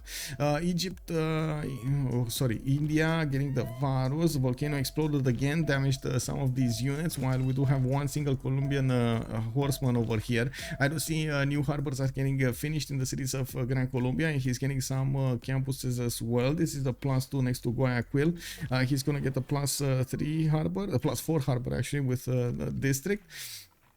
And I do see lighthouses coming up from Bogota. Let's see what's happening over here. City of Gordian being placed under siege. He needs to take care of this horseman from the south, so he doesn't actually allow his opponent to take it swiftly. You do see both the horse and the Immortal do have shots, and there we go. Astikos pushes back that horse of France. Doesn't actually let the city of Gordian to be under siege. 7 turns for the walls to go up in the city center. He doesn't have a builder yet to work it, and we might actually see a trader at some point being deployed to the north so he can get the resupply line a little bit faster. He still didn't actually want to finish his guy from Plaza, nor did he put new districts out on the field. We do have an encampment over here being placed out, but nothing actually that he can send to build here. He's getting the gold and the extra culture coming up from his Peri Desas. Built 1, 2, 3, 4 of them, 5 of them actually. Yeah, another one over here, so he can get his culture going. 22 science and 24 culture. 22 science coming up from also Pingala in the city of Pasagarde. We do have, I gotta say, these French units might actually start attacking the city of Gordon regardless. There are a lot of Persian horses that are just waiting to attack into their opponents, and you can see he's starting to pick off the weakest link of the army of France. It does look like new swordsmen are coming out to fight, while France did manage to get to 33 science and 28 culture. We're probably gonna try to see him get to castles. 5 turns to get castles. Is starting to attack the city of Gordian.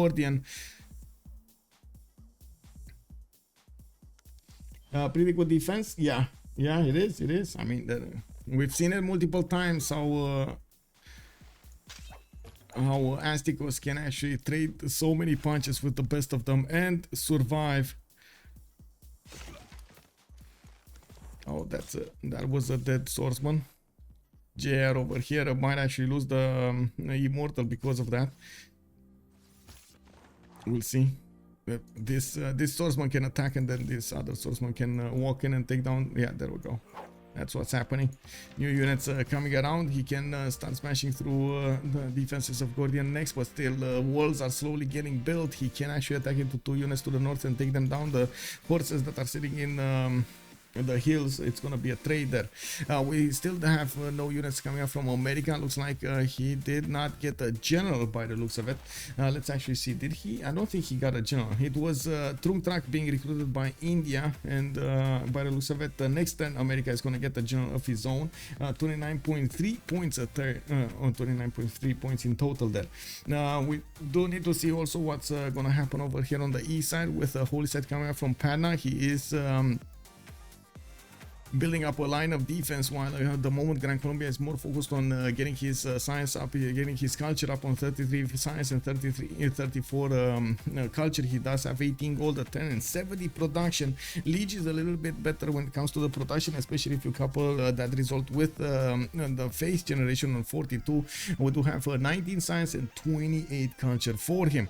We also need to see lighthouses coming up from Quito. We do have libraries coming out from him. Bingala is going to get established there. So it looks like Sprig is gonna be quite fast when it comes to the caravels. He's going Bartsake in 5 turns, and I do see some galleys are coming out from his cities, while at the moment Lege is very far away from getting his own. He's going construction and feudalism, while I do see some galleys are coming out from the south to scout out what's going on over here. It looks like the galley from Gran Colombia is gonna see that happening. Old Triangle, good evening, sir. Frederick William, also good evening, sir. He killed one of the chariot archers. Yes, in the north. Yes, he did. And then he got pushed back over here. Astikos is not going to get to push through towards the city of Egypt anytime soon. I do see Egypt putting down his first encampment, and I do see he did get a few more Marian chariot archers, moving them to the south, while we still have France pushing into Persia, trying to do as much damage as possible. We do have a new wave of units coming out from him.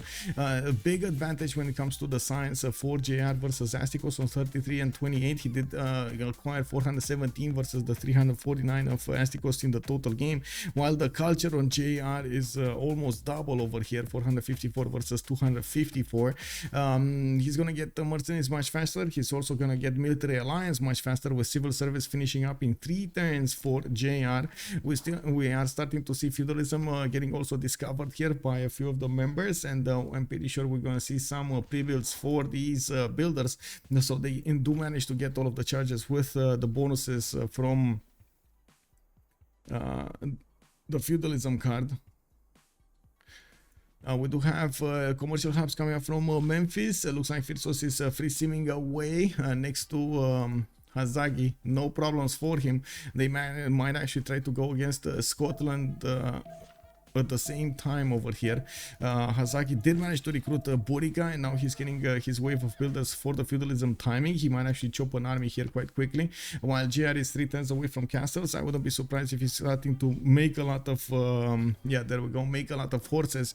These are going to turn into coursers, which are going to be next technology, and they will have the benefits of a spy, which will give him an extra diplomatic visibility over his opponent. A +6 possible over here against the city of Gordian. Immediately after that, he's going to try to get printing, so he gets another level of diplomatic visibility.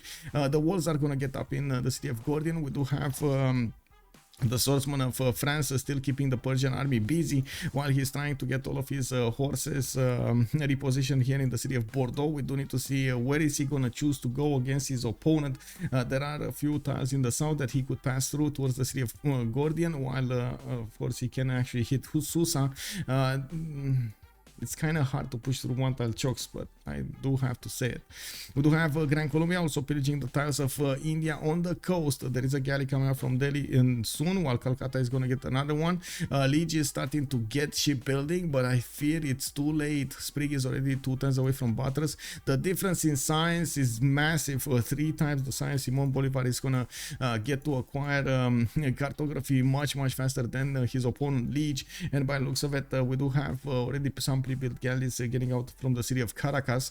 He doesn't need a lot of them, especially since he might not actually have to go against a fleet over here, where he does get to hit the city of Delhi. He gets to hit the city of Calcutta, Madurai. Oh, he settled that awesome +6. He did settle the awesome +6. He didn't have a choice. And there was no choice. Did you see a choice? I didn't see a choice. Like, the only choice was actually to get a non-freshwater city over here that you might accurate later. We do have shrines on Panna. We do have Governor Victor over here established, and there's a significant amount of defense on all of these units, especially if they are in the borders. Now we do need to see what's evolving over here with the walls coming up next time. It looks like the builder did manage to chop them right before the city fell. 8 out of 200 garrison remaining. Fortification health 75 is up. And of course new units are getting into the front line over there. JR is trying to reposition the full health ones to defend against Gordian. Oh my god, that's just insane, man, what this man did. Amazing. Now let me actually clip that. It feels like I need to clip that, man. That was one thing that I have rarely seen. It looks like the builder did manage to chop them. units, especially if, in the borders. We do need to see are in the border. Now we do need to see what's evolving over here with the walls coming up next turn. It looks like the build.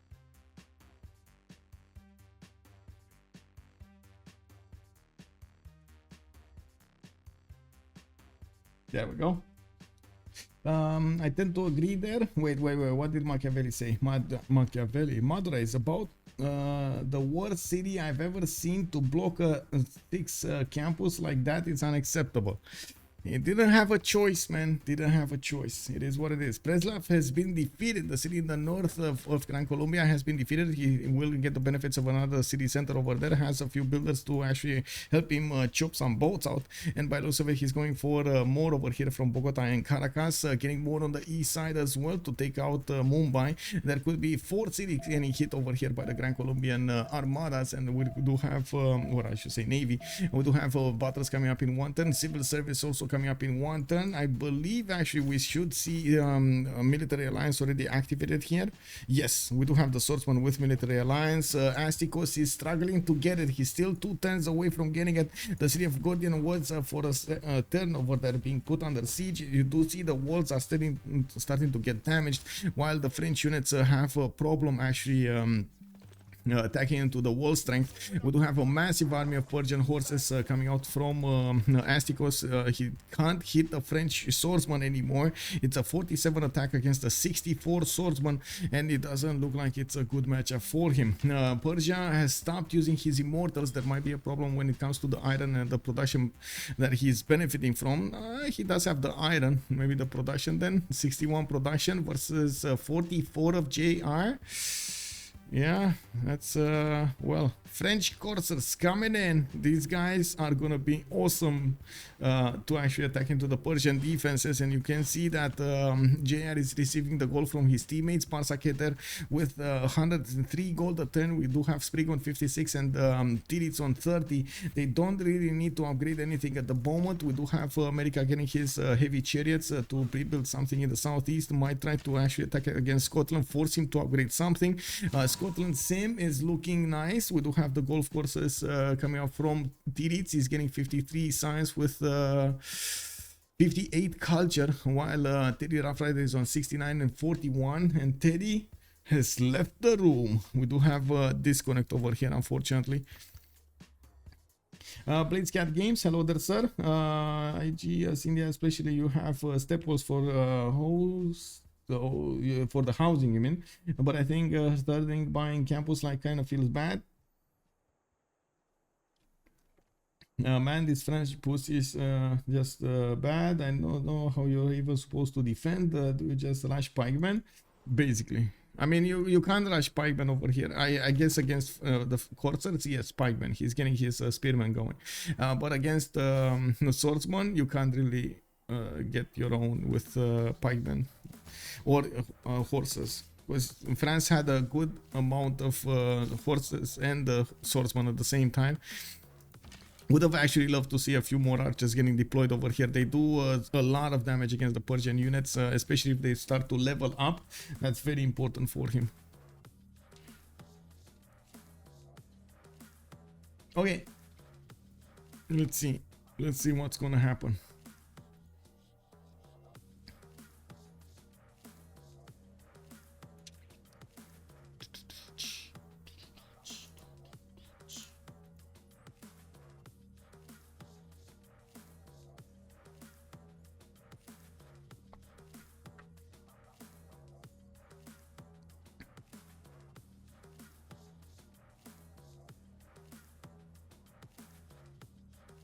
Theater squares coming up from E1. We do have Shinto not actually getting to spread everywhere. He did manage to get 2, 4, 6, 8 cities, and we're gonna get his 9th right in the face of Scotland. He does have 46 science with 49 culture, and it does look like he's fine. He's right there up with Titiits. Titiits does benefit from okay-ish campuses, but he didn't build all of the buildings in them, like the libraries and so on. I do see him starting to get some industrial zones. We do have 10 more turns until the next World Congress. We're going to need to see if they're going to start getting their era score points going. I believe Egypt over here did manage to get it. We do have Lege 4 points out. Astikos is 42 out of 51. He has no signs. Wait, Lege looks pretty dead. Yeah, I gotta say. How will Lege stop the caravels? That's a very big question over here. He has a big problem with 20 science and 26 culture. He didn't have, and I gotta say this was a bit of a gamble from Lege. He thought he's gonna get attacked from not only from Lege but also from Gran Colombia. Both of them knew the land. Both of them knew the possibilities. They knew they have coastal cities, and on one side, Gran Colombia is usually the nation that comes against you on land. So Lege naturally went for land units to defend himself with. Unfortunately, the fact that he chose to go for a monumentality, which usually is the strategy for Gandhi, doesn't actually allow him to get his science and his culture up very quickly. As you can see, it's usually quite slow, especially against Sprig coming up there with campuses from the beginning. We did have Sprig deciding from a relative early stage that he's gonna go caravels against his opponent, so he tried to make his empire go for that. He got one vision. He didn't build that many land units. He just built enough to poke at India, and that's about it. Now he's gonna start getting his galleys out on the west side. I wouldn't be surprised if he's also gonna chop some from the city of Preslav over here, leaving that city not working that much, but who cares? The galleys are more important at the moment to get the win to the south here against India. And while India is gonna get his own galleys, yes, he's clicking on that cartography button, but yeah, it's so far away, so far away. India is Sprig is 4 turns out from cartography, and Lege barely is discovering shipbuilding. And there will be an attack coming up from the east side as well. Valencia de Caraibo is making some galleys. We do have a builder coming up from Guayaquil. Has an option to actually chop a few tiles there, improve some other tiles. And I do see him getting ready with builders over here in the south. We do have Quito also getting some traders. And I gotta say, already we see some traders embarking here from the cities of Egypt, being sent to their allies, to his ally. Gran Colombia sending some traders the other way around also. 103 gold a turn here, 56 on Sprig. We do have Titiits with a good gold per turn, 34, while Titiits is probably gonna be the in danger, I should say, from Freritos de la Vega.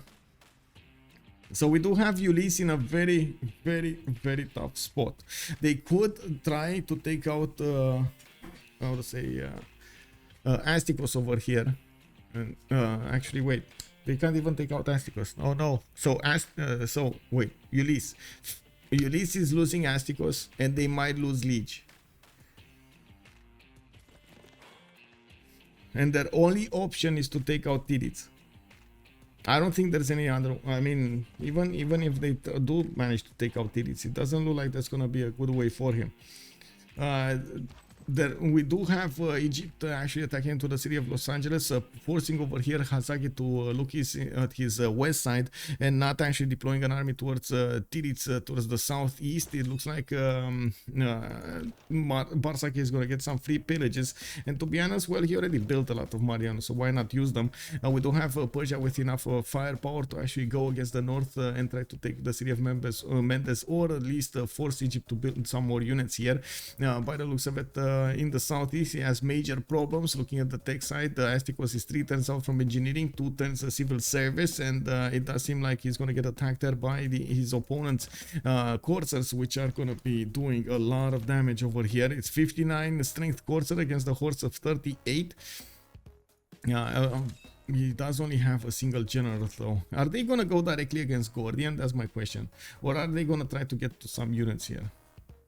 The city of Gordian is going to start to get heals, and you can only damage the city center itself after you take down the fortification health to lower than half. I guess Ulyss can manage 3 versus 4 if Lege dies, since Egypt for free sim and Hazaggi can do damage. Can Hazaggi do damage? And can Astikos survive? That's the question. That's a very big question over here. I do have to point out at the moment JR is going for Will. He's going back on the bottom 3 so he can get printing. That's probably, he just clicked on printing. Let me count down for them.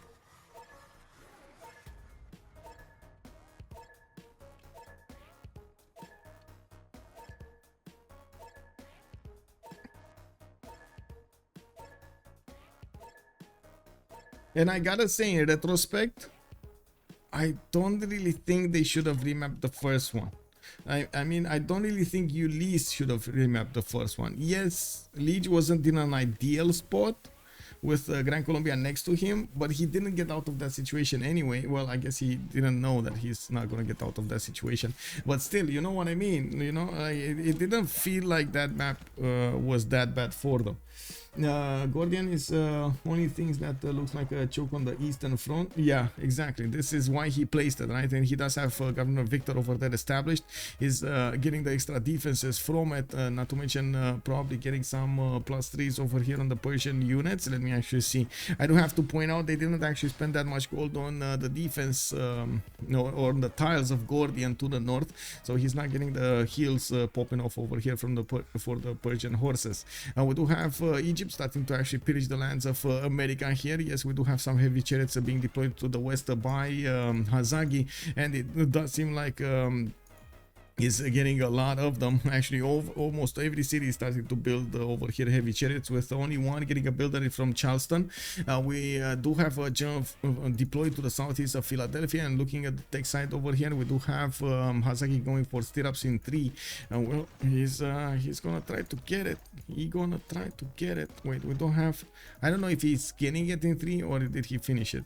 No, anyway, we do have also Egypt starting to get more of these campuses going. He wants the science in, and he did plug in Governor Pingala and Akhenaten, getting his amphitheaters in Unu, so he gets more science and culture at the same time. We do have him getting the markets out, and this is a big question. What is he gonna do on the east side? He doesn't need to worry. Oh, he does need to worry, actually.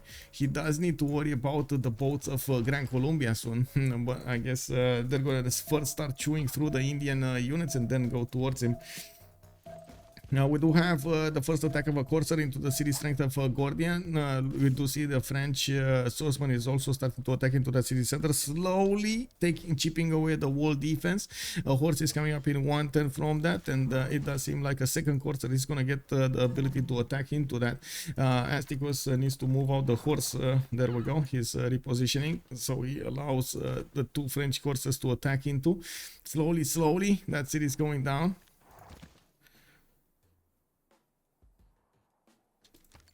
Okay. We do have Persian Spearman coming out to fight over here on the east side. He's trying to get the units with more defense against horses. With 55 against 46, the Spearmen are going to be nice, but then he's going to need men-at-arms pikemen to actually defend the next wave. France is not benefiting from a lot of production on his side, and I do see he's getting a wave of builders. He still has quite a few courses available to attack with, and looking at the tech side over here, he's kind of far away from getting his printing. We do have JR on engineering in 3 times and still mercenaries in 3. He did upgrade all of these without mercenaries. They wanted to do as much damage against Astikos as they possibly could. He probably will do a last move attack against the city center, and you can see he's just doing a little bit of damage against that city center.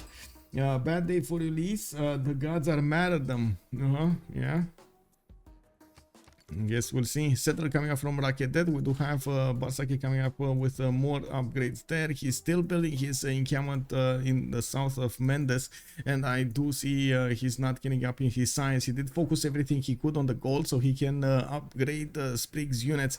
Sprig also did get to 113 gold per turn, and he does have a significant amount of galleys coming out. He's getting some quadrims also. Pre-builds 2, 4, 6, 8 pre-builds available for him to upgrade with. We do have India trying to get his own, but then he's going back to currency in 110, civil service in 3. Looks like he's gonna have a lot of problems here defending against the Gran Colombia units. He's probably gonna start losing his galleys much faster than he can actually get his own cartography. Mathematics coming up in 2 turns here, while Sprig is 1 turn away from cartography, 4 turns out from mercenaries. Why not a battering ram? I don't think he needs one. He's getting a catapult though. He's getting a catapult. Oh, he didn't attack it actually. Check.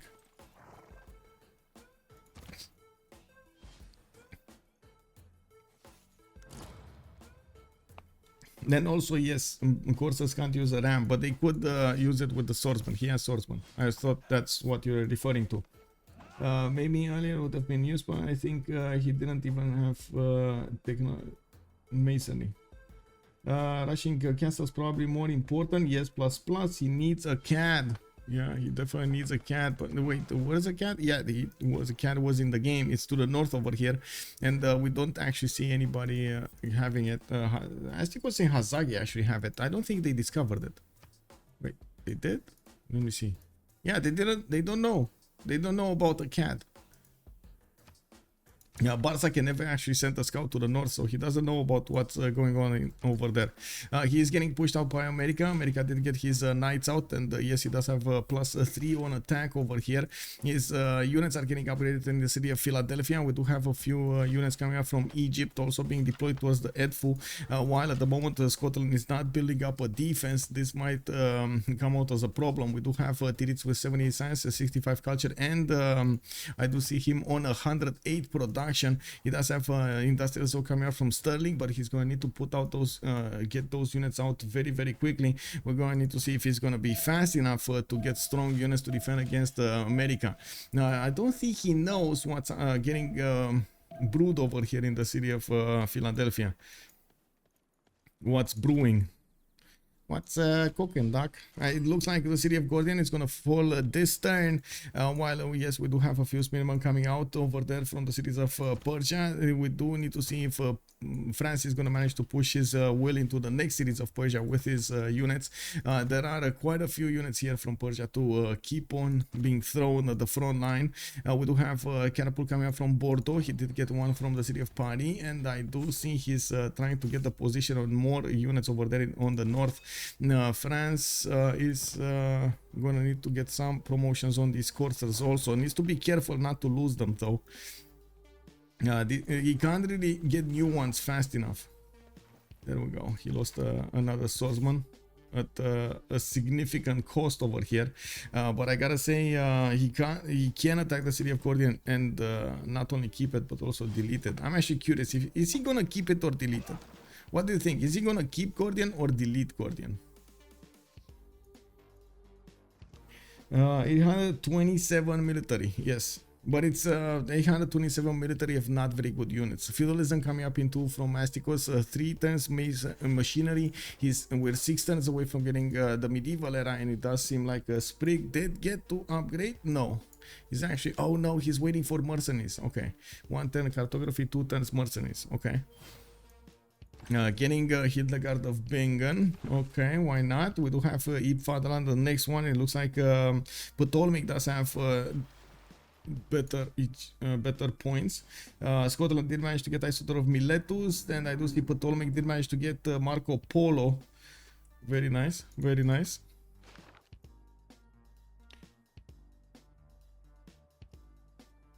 Is there a reason he didn't go Immortals? That's a very good question. I don't think he believes in the strength of the Immortals. We did have like 1 or 2 of them, but not a lot of them. Anyway, looks like Gordian did get taken over. The French Corsair will need to get a promotion to increase also the strength of that garrison. It looks like he's giving up on it. He's just letting the Persian units attack into it. It's going to be hard for these horses to actually attack into that city center and not get damaged significantly. We do have the catapults also getting soon on the front line, while I'm pretty sure he would need new units over here, new coursers to attack with.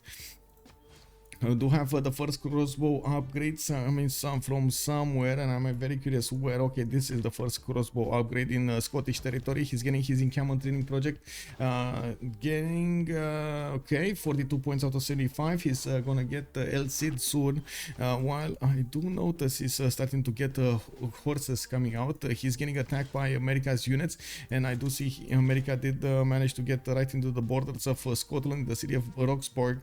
While yes, we do have have a horse over there with 2 archers and 1 crossbow. It might not be enough to actually stop the knights. The knights do get to one-shot the archers if they get close to them, especially if Titiits doesn't get his upgrades going. Looks like most of the caravels of Gran Colombia did get upgraded here. 1, 2, 3, 4, 5, 6. While he's upgrading some on the east side. 1, 2, 3, 4. He's gonna start attacking into the cities of Mumbai and Hyderabad, while Lege is desperately trying to get to Patras, but he has 7 turns to go with 4 turns divine right. Now, looking at the era score here, Sprig is 4 points away from getting his golden age. JR going dark.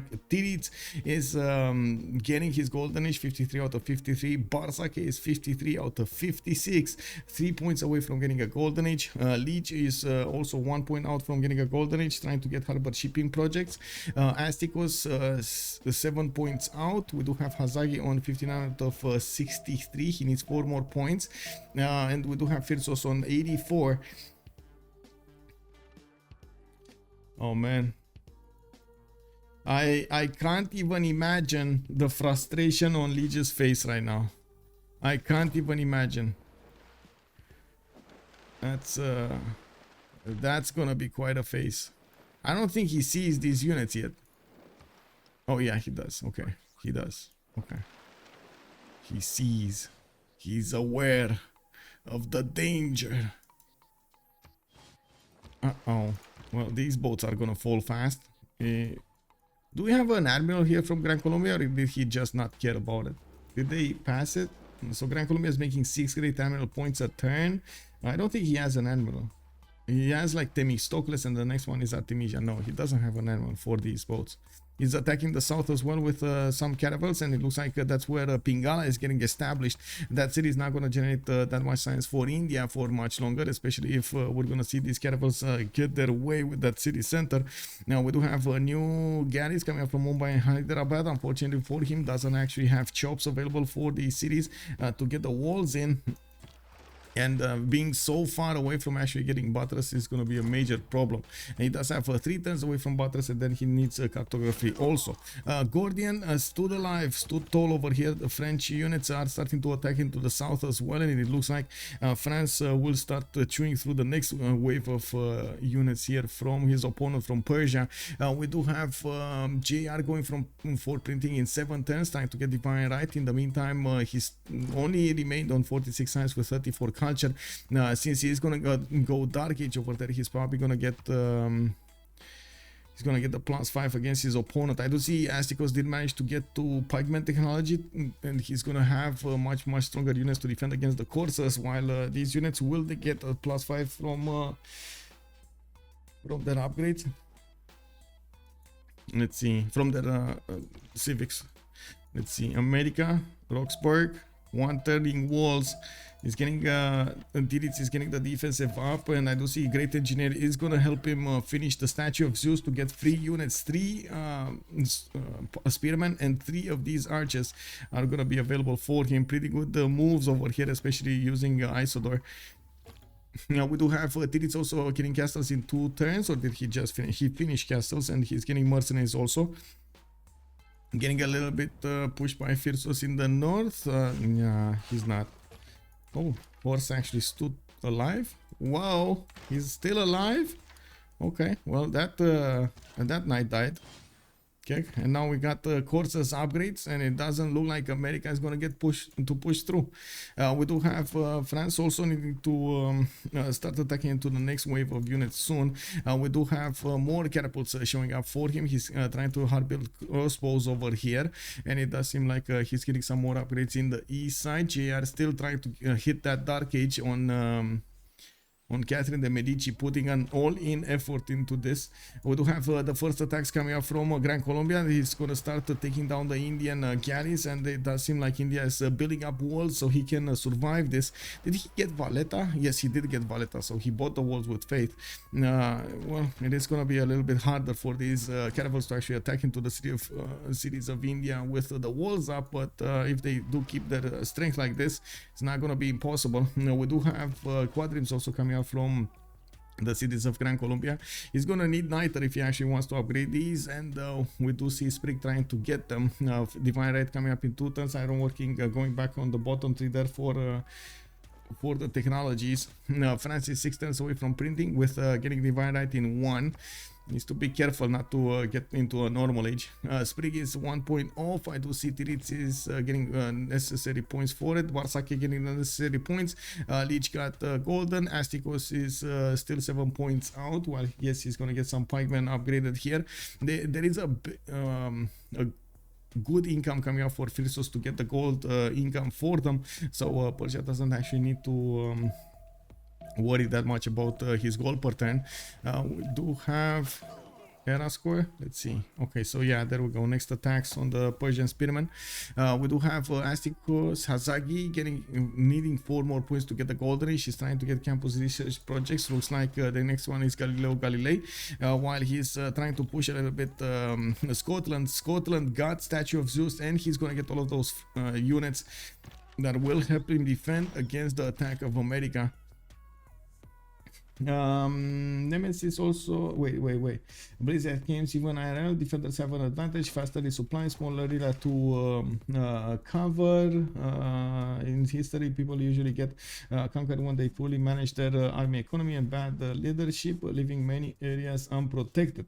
Getting out-teched is a big one though. Yeah, getting out-teched is a very big one actually. If you play Queen will understand what I meant. Though I have left that game is broken, but I got really good features which game can use. Okay, I think games are much more enjoyable when everybody can at least play to some of their Civ strength. The whole game 2 will be a bit more easy on the players. Yeah, well, to be honest, you can't really correctly predict what's gonna happen on all of the maps, right? You do get random generated settles, and you do get random generated rivers, resources, and so on and so forth. This is one of those scenarios. It might happen, and one of the reasons we actually have best of 3 is happening, right? You do have more wonders coming up from Egypt. Looks like he's getting a decent amount of science and culture, 82 and 77, while Titiits is getting pushed by America. He's going to be slowed down over here, so Phyrsos can get higher. But then Lege on the eastern side, it looks like he's getting pushed massively by the Gran Colombian Navy. He lost most of the boats on the east side while he's trying to get new ones, so we do need to see if Gran Colombia is going to manage to punch through the wall defense. Lege did manage to get to 31 science, and he's 1 turn away from Buttress. Doesn't have probably enough won't remain with enough boats to actually upgrade into caravels and counter against Gran Colombia. All he can hope for is survive until frigates. 2 more turns until the next era. We do have France getting printing in 5 turns, and I do see France is also pushing back the lines of defenses of Persia. We do have pikemen also getting hard built over here by Astikos, trying to build as many as possible so he can keep defending against France. I gotta say, we're probably gonna see JR getting these crossbows to work here, and these are gonna do so much damage against those spearmen and against the pikemen at the same time. You can see the pikemen 54 against the crossbows 56 on attack. And now this is without promotions on these crossbows. They will get bigger. He did tons of units. I think it would have needed far too much iron for doing immortals. He did have immortals. Sorry, he did have a lot of iron. I think all of them did have a lot of iron. Wait, didn't we see somebody with like 6 iron or something? Wasn't that Titiits? Oh, that's actually from the other side, right? Titiits is from the other side. Wait, Hazaggi, how much iron? 1? Just one? 1 iron? Okay, maybe Egypt? How much iron? Let's see, 1.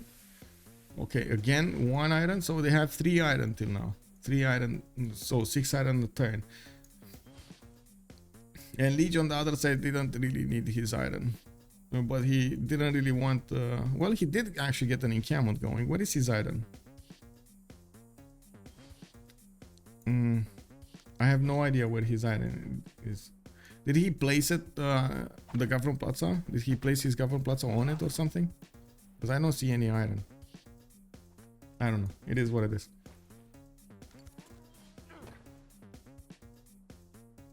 Yeah, Scotland, correct. Horses seem more frequent than iron for me, but I might be wrong. That is true. But the reason for that is not the iron actually itself as the resource. It's more because the players do want to get some district discounts, and discovering bronze working does actually throw a wrench in your plans. So it's either or. Usually players do try to go either opening up with 3 encampments, directly going for that technology, and then if they have a nation like Zulu, for example, or something like that, or try to avoid as much as possible getting bronze working. Especially if they don't need the units. If they don't need the units, sure. If they don't need the units,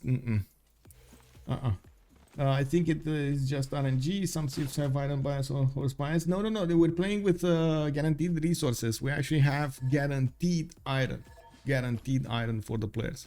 Each of the players should have one, at least one iron in their capital. Kevin General is just stronger. Wait, do have Lege? What? What's this? Oh, +6. Okay.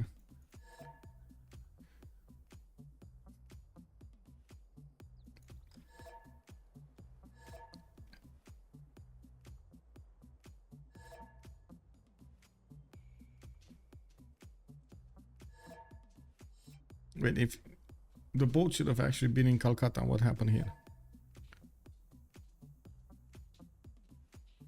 Lege is trying his best to actually get catapults, which are going to do some damage against these catapults from the coast, and of course the catapults don't actually have to go against India here. We do see there's a little bit of a chatter there on the support bonus. I don't know if this is actually a double galley. Anyway, it is what it is. We're gonna need to see. Gran Colombia is Commandant General Gregor McGregor to get activated.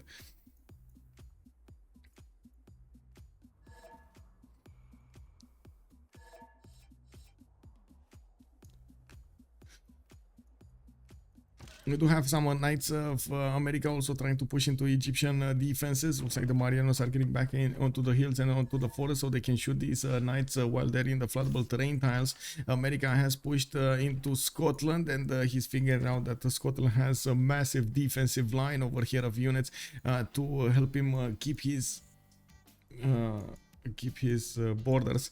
We do have also Gran Colombia getting in. Okay, let's actually see Gran Colombia taking down the units of India slowly but surely. The city of Mumbai is getting attacked by those 2 catapults on the east side, while Lege is still 7 turns away from cartography. We're gonna talk about the era scores really quickly. Well, actually the era options in the next turn, right after the Congress, because at the moment the players are still choosing and we don't always have enough time. We will have a pause of 2 minutes during the Congress, and I'm gonna need to coordinate over here with Malm on the votes, and we're gonna need to see what the players are gonna choose in the next era for the Congress. Machiavelli, also fun fact, Gregor McGregor is one of the most successful scammers. Wait, he's actually a scammer? What did he do, man? What scams did he pull on people? You never push with anything else unless it's a you. A pulse 16 cap is a bit too strong in this game, I don't know. I don't think that's correct over there with you never push. No. I don't think never is the correct word there. I'm pretty sure a lot of people will look even of France. He's pushing with swordsmen, he's pushing with coursers. He has a diverse pool of units that he's pushing with, and he's deploying them in such a way that he is using his different bonuses against his opponent's counterparts. So he's very careful with this. We do need to get this going, so we're gonna come back in 2 minutes, guys, and we're gonna see what the outcomes.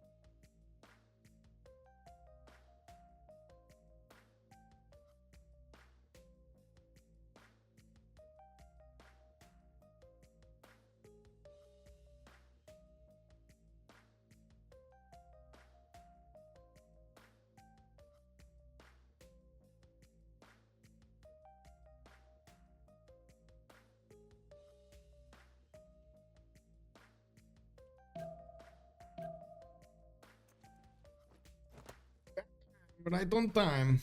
I think that makes sense because imagine Mongolia couldn't capture city after with the thousands of casks because the city had fortification. 1070. GG, that's how you call it. Let's see how successful France will be against the units of Persia. It looks like one of the pikemen did need to retreat from the front line, while I think actually France lost a courser there. Now we do need to see also what happened in the Congress. We did have Hinduism actually getting a +10. We do have trade city states getting the 100% bonus, and 2 diplo points for Victoria, Gran Colombia. We do have Gran Colombia also starting to get into the borders of Mumbai over here, probably gonna take that city. It does look like he's gonna get to triple hit Hyderabad, and he's trying to keep as much as possible India from building units, still 5 turns away from Lege to get his cartography. Sprig, free inquiry, golden age. We do have scheme on 70 science and 28 culture. It does look like he's in the monarchy, and we do have him with 112 production.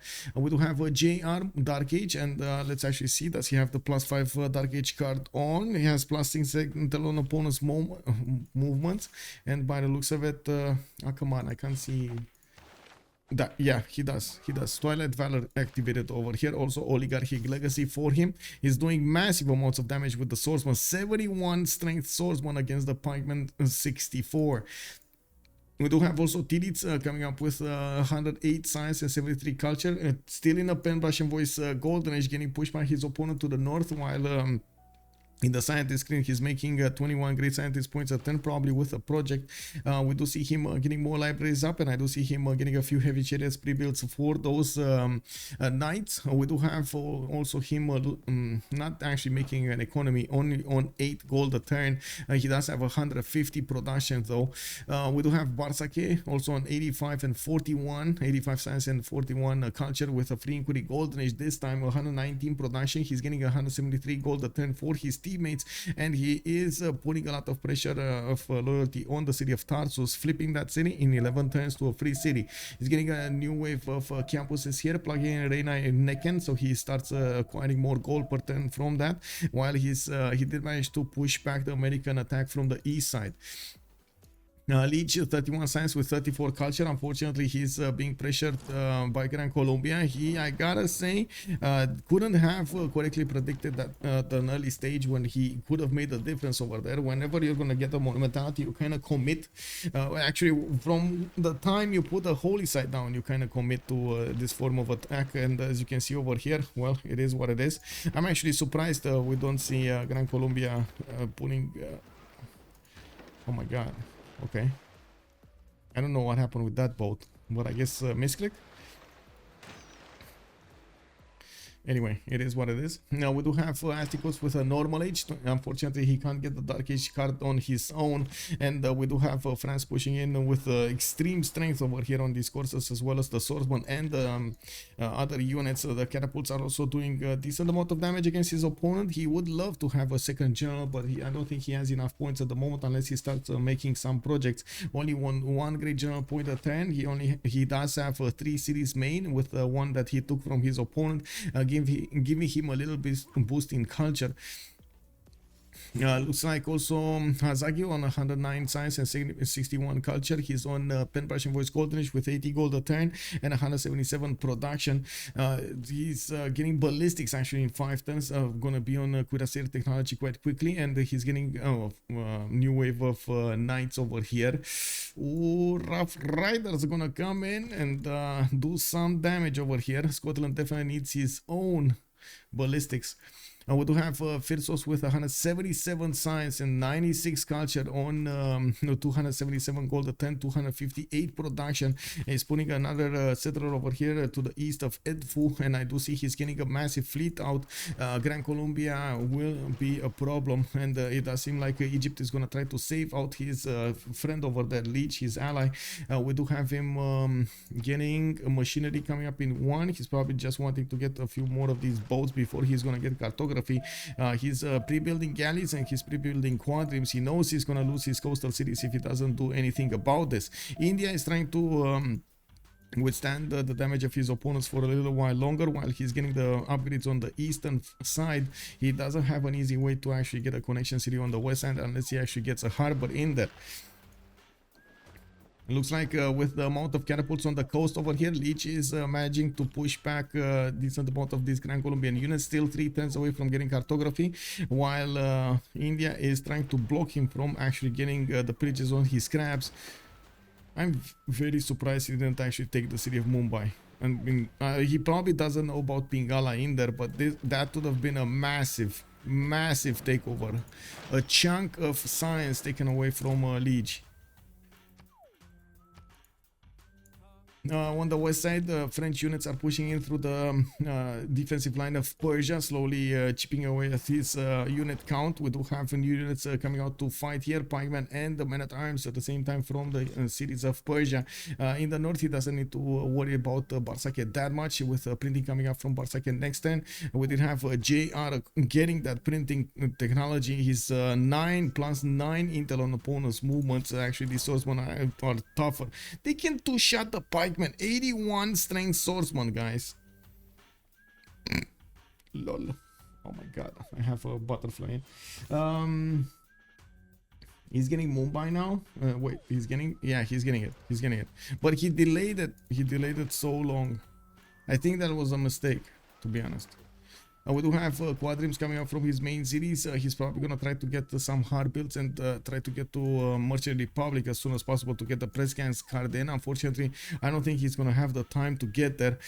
We do have Sprig getting square rigging in 2 turns, medieval fairs in 3 turns, while Phyrsos is cartography 1 turn, getting naval tradition, and I do see him benefiting from 2, 4, 6, 8, 10 galleys that could upgrade.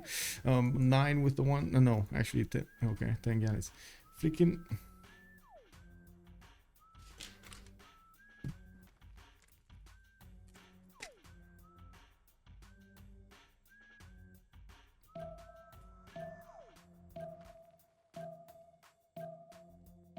If you build that many galleys and die in 2 turns, it would actually be unfair. Yes. Freaking monster, man.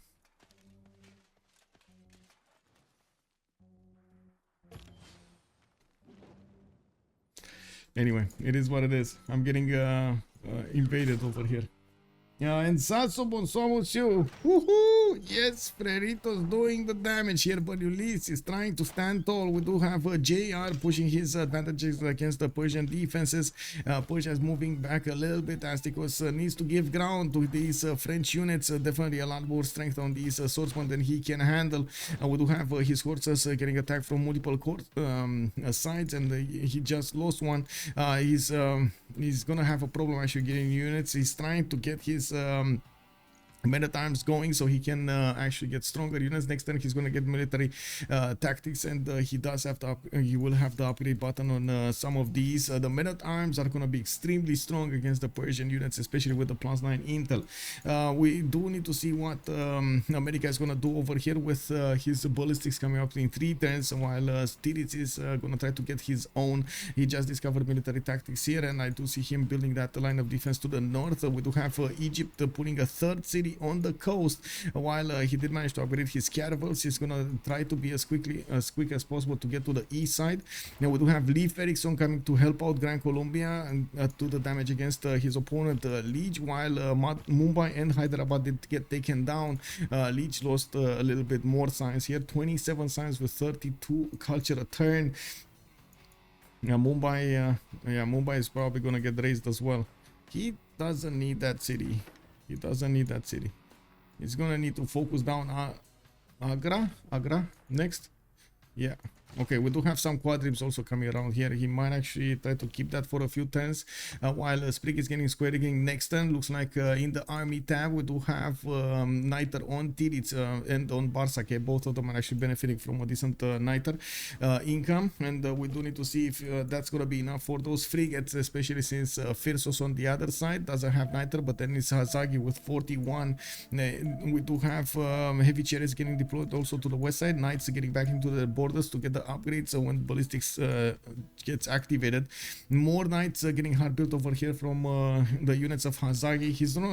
They're trying to get this back, not giving in, not giving an inch to their opponents. We do have France losing one of his crossbows. I don't know what that guy did there. I mean, I don't know. Maybe it was a misclick or something, but yeah, it does seem like that was a bad misclick.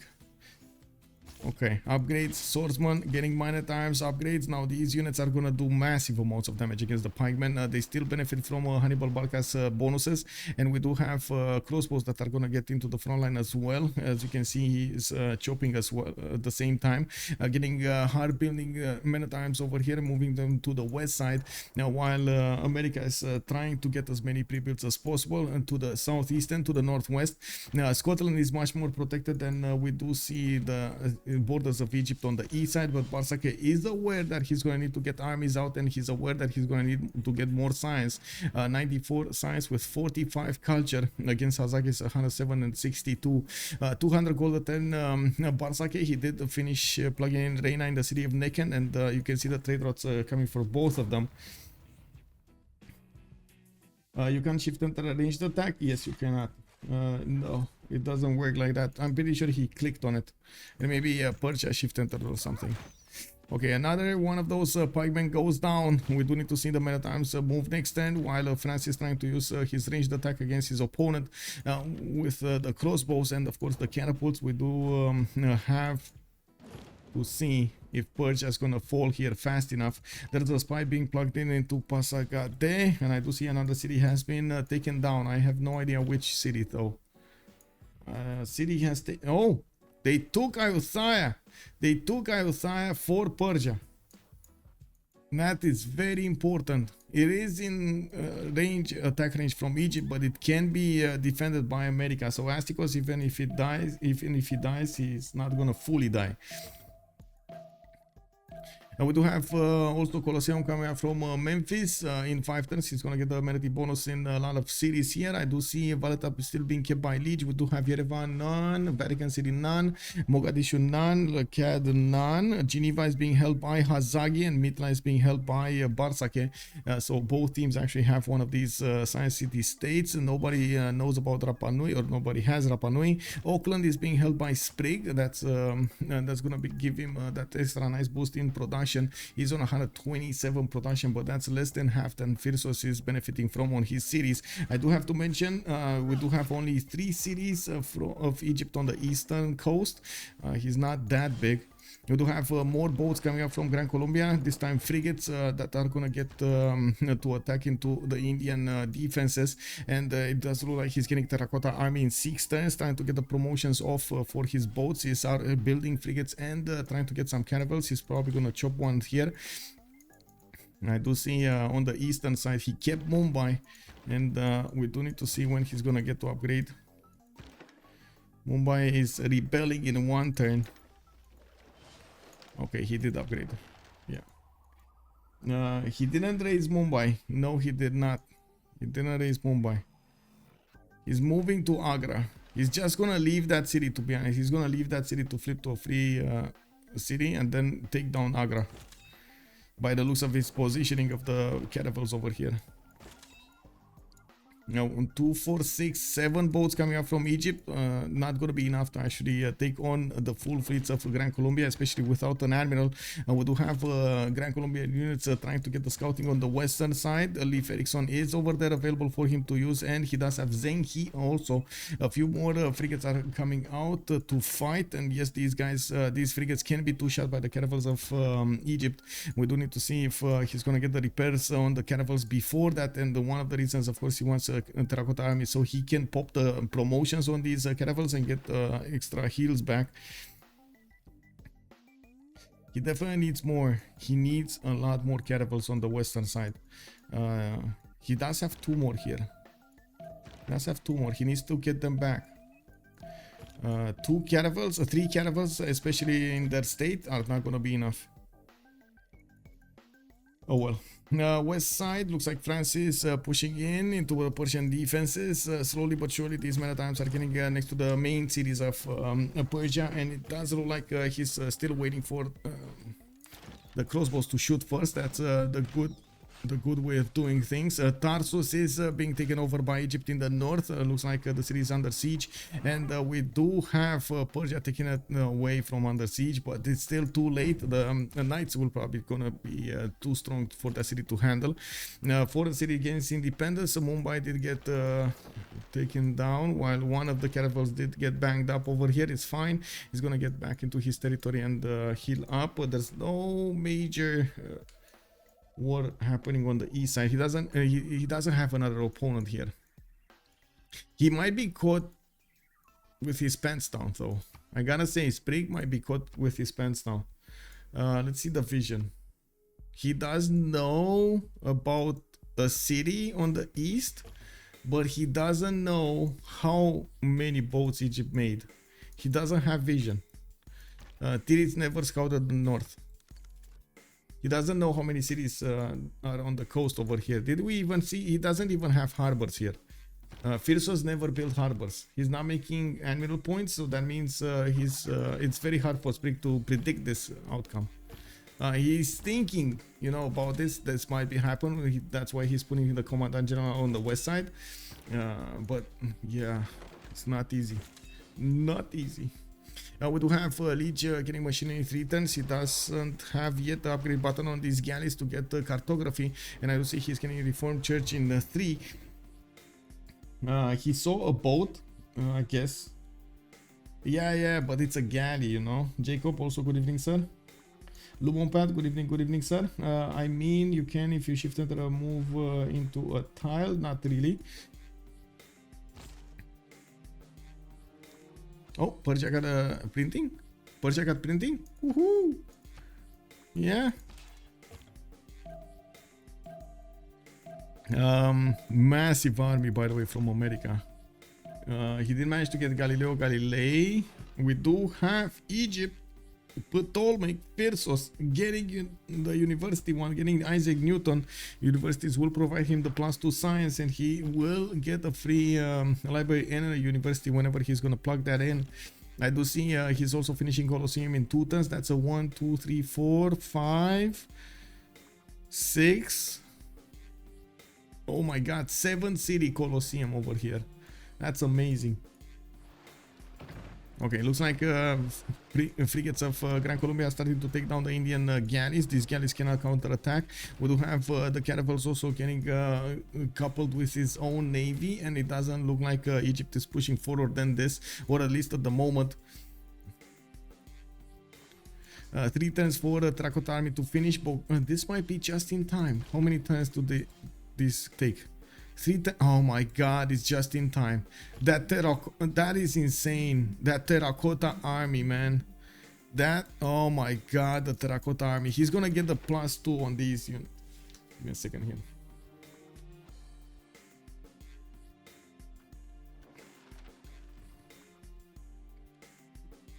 Persia is dead in a matter of time. He's a 1 versus 2. Yeah, I mean, dead.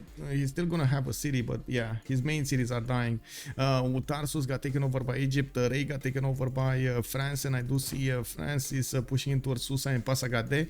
I do have to point out these Rough Riders could actually come from the north over here against JR and try to do some damage. There aren't enough units from France to defend this. Yes, he could plug the chokes, but he's not plugging the chokes, so yeah, that's a problem. And of course, we might actually see America. We will probably see America go against Egypt.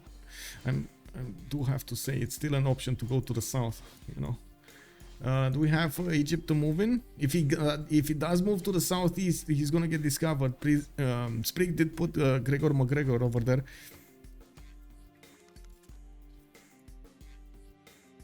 This is unbelievable, by the way. The timing on Terracotta army is just insane.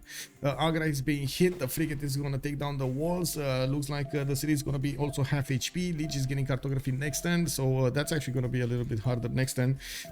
He still has quite a few boats coming in, and it looks like Egypt has decided to go directly south. Now we will need to see how much gold Lege can actually acquire from his teammates so he can upgrade the boats. Now we do have around 450.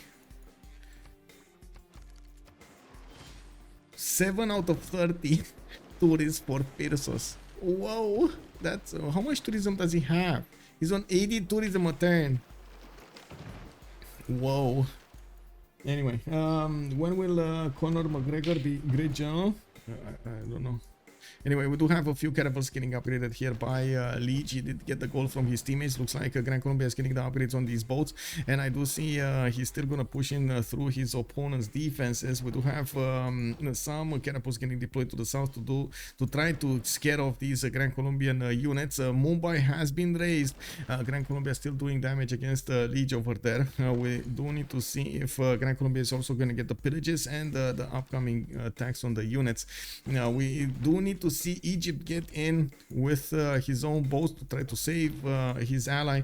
We do have a wave of units coming up from Bogota. Did he actually finish? Or wait, Terracotta Army got built somewhere else? Oh my god, where is that circle of shame? There is no circle of shame? Guys, where's the Terracotta? Who built Terracotta? Who got it? Who built Terracotta, man? Was it Egypt? I doubt it. We do have the Rough Riders getting upgraded here. Was it Titiits? No. It was Egypt? Which Egypt, actually?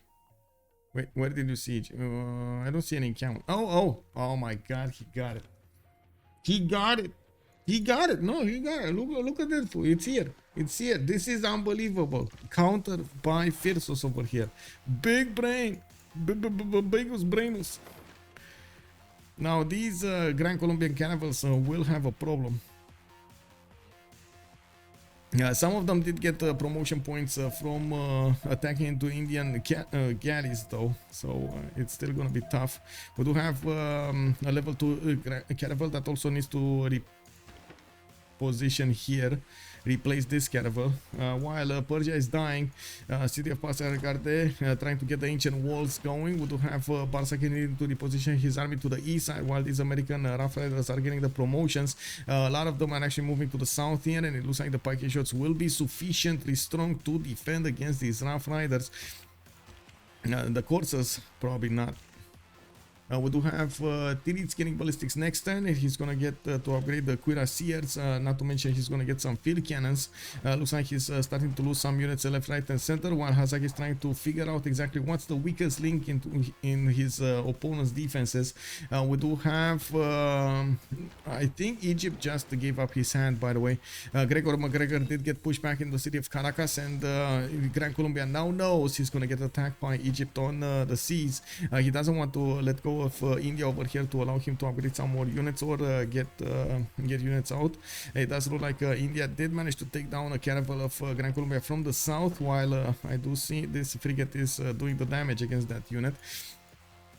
We do have another frigate on the way. There's another frigate getting in. Level 2 caravel, though. Man, these catapults actually did God's work over here defending. Another city has fallen, Susa this time, while Pasargarte is the last remaining bastion of Persia, and from his main territory, he still has Ayutthaya to work. And I do see a settler coming up in 2 turns. I do have to point out Phyrsos is going to get industrialization in 1 and civil engineering in 2.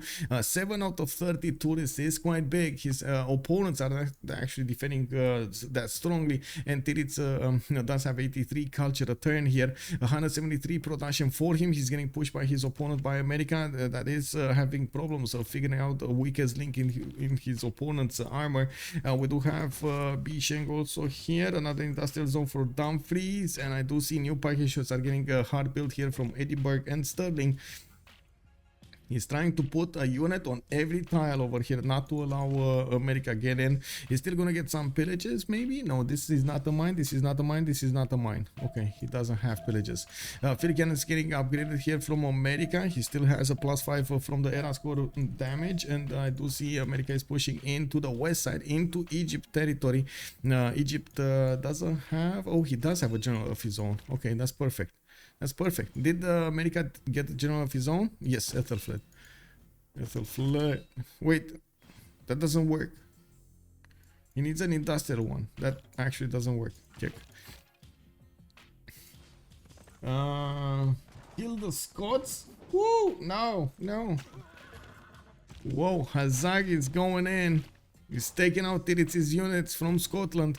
And it does seem like Edinburgh is gonna do, he's gonna get his upgrades here. I mean, he's not, does he not have the gold or something? Oh, they don't have a lot of gold.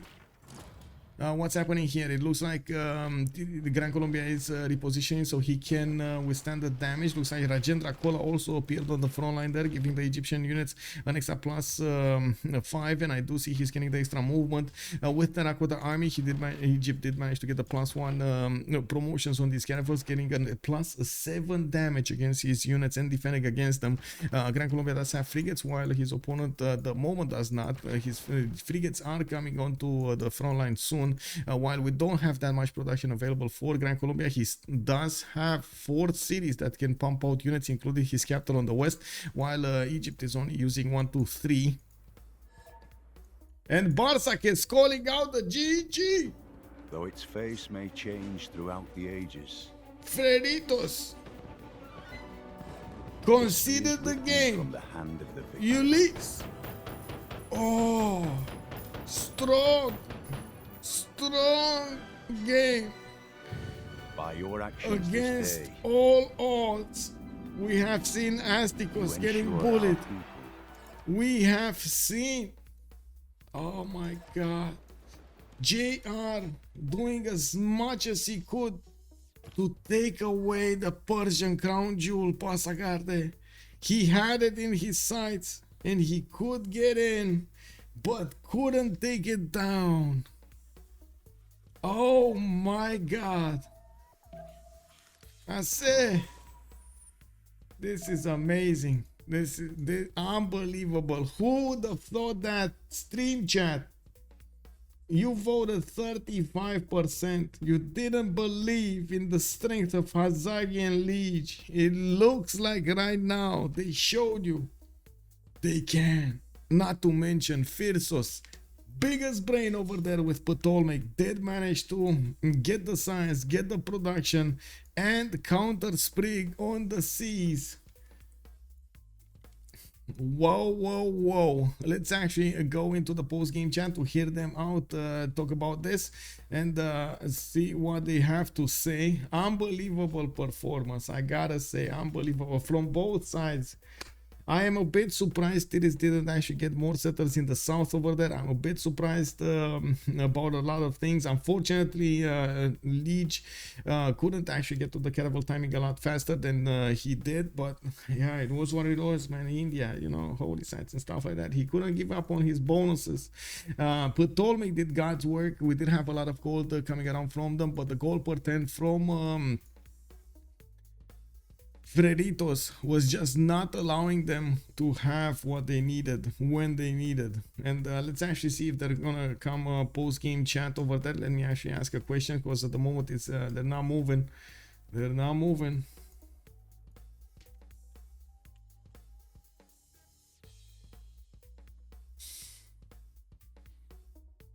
I'm waiting. Let me finish the prediction in the meantime. Ulyss won semi-finals of season 8. Ulyss won the first game. Yeah, Nemesis, there we go.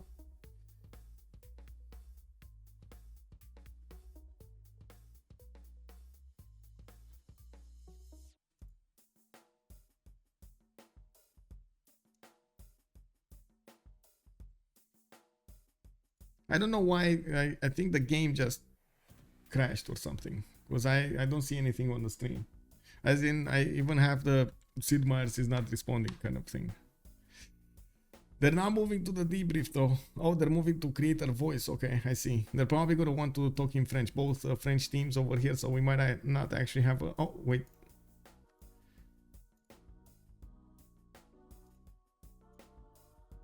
Oh. GG, well played. GG. Thank you. Oh my god, Lege. How did you feel this game, man? Very good. Very nice. good. Yeah, it's a team video game. Thank you, teammate. Yeah. Oh my god, man. Yeah, I think a success to defend a bit, but I was quite surprised. I saw Arbor and Caravel long time. I was thinking it was inland, and I saw too late Caracas. I saw Caracas, it's already 2 pop, and it's turned like 40, something like this. And I know I can't boost my science because there is not a lot of jobs, there is not a lot of good campus or whatever in my land. Yeah. So let's go full unit.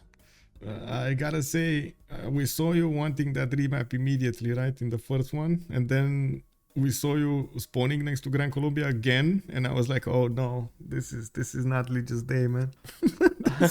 Yeah, but we won, so it's okay, Michael. To be honest. Yeah. True. And I did a bit for Caravel because it was nonsense to up on me. It was great to Phyrsos to back the Armada of Colombia, etc. So GG to the team. Yeah. And hello Bart, well played. Yeah, GG. Nice, c'était mes donkeys. GG. Tu t'es fait acheter un bat? Non, je l'ai eu dans une hutte. Oh putain. Parce qu'on lui a acheté un bat. If I was Ptolmaic, I had the giga god spawn. I had Yeah. so much resource. Yeah. Yeah, That, I see some sugar. That sniping of You did the root of Terracotta. units, Bart, no? Amazing. What, Astikos? I thought you were gonna sim, and then I see you root of units. Yeah, because I don't have general, and I have city of floodplain, and you have initiation right. Mm-hmm. Okay. Did you have a builder from a hut, Bart? We saw, or was it from city state? Yes, it was from Oh. hut. But when I settled on play, like we talked about the Terminal Kitter 1, the plan was to settle on place, buy 1 free, and buy builder and chop. Yeah, I think you get it anyways with the 1/3s before. For Phyrsos, yeah. Yeah, I don't know. At the end of the game, we talked about what was maybe the winning plan for us, and I think we need to watch replay to understand. I wish I took. I wish I was smarter and I take the settle from here. Fuck, I'm so stupid. If you take the settler, the game is over. Oh man, I'm so stupid. I clicked and I was like, ah. You miss a settler from GR? Yeah. You didn't see it? No, we didn't see it. Because I click on it for his B2 settler and I get taclé par le city center. When I know he first moved me, so I know I don't have a chance to take it, but I got excited. I was like, no, click, and then I'm like, fuck. Move on the So forward dumb. channel, we don't have access to this one. Ok. Oh, Ok. Et il m'a pas envoyé le colon du coup.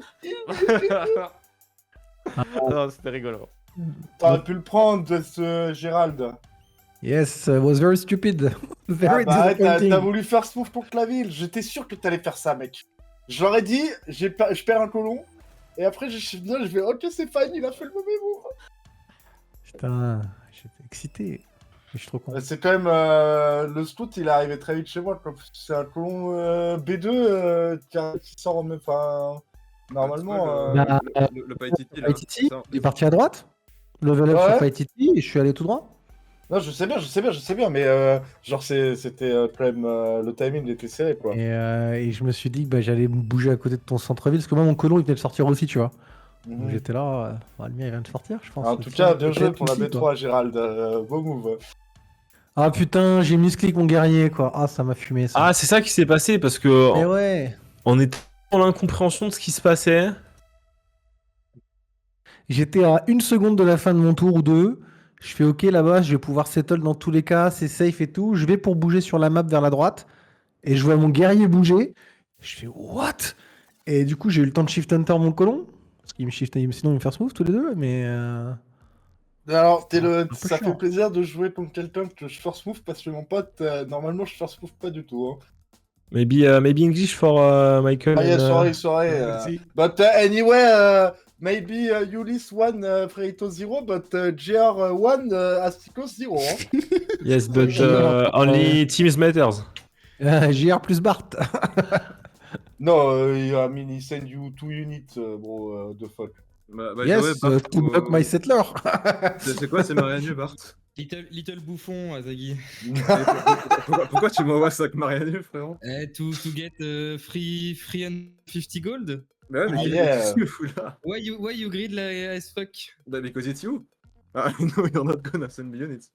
And also, yeah. we have no horse, so I can't make horse anyway. Yes, that's why I said Marianu and not horse. I wanted to send horses to Titiits to fuck his amenity early on with Gandhi passive, but I can't because we have no horse. Yeah, we practiced Pangea standard this week, and each time it's like a classical Pangea. And this game was a fucking classical Pangea. Like a war everywhere, tight resources, tight strats. Yeah, true. Oh yeah, strats were annoying.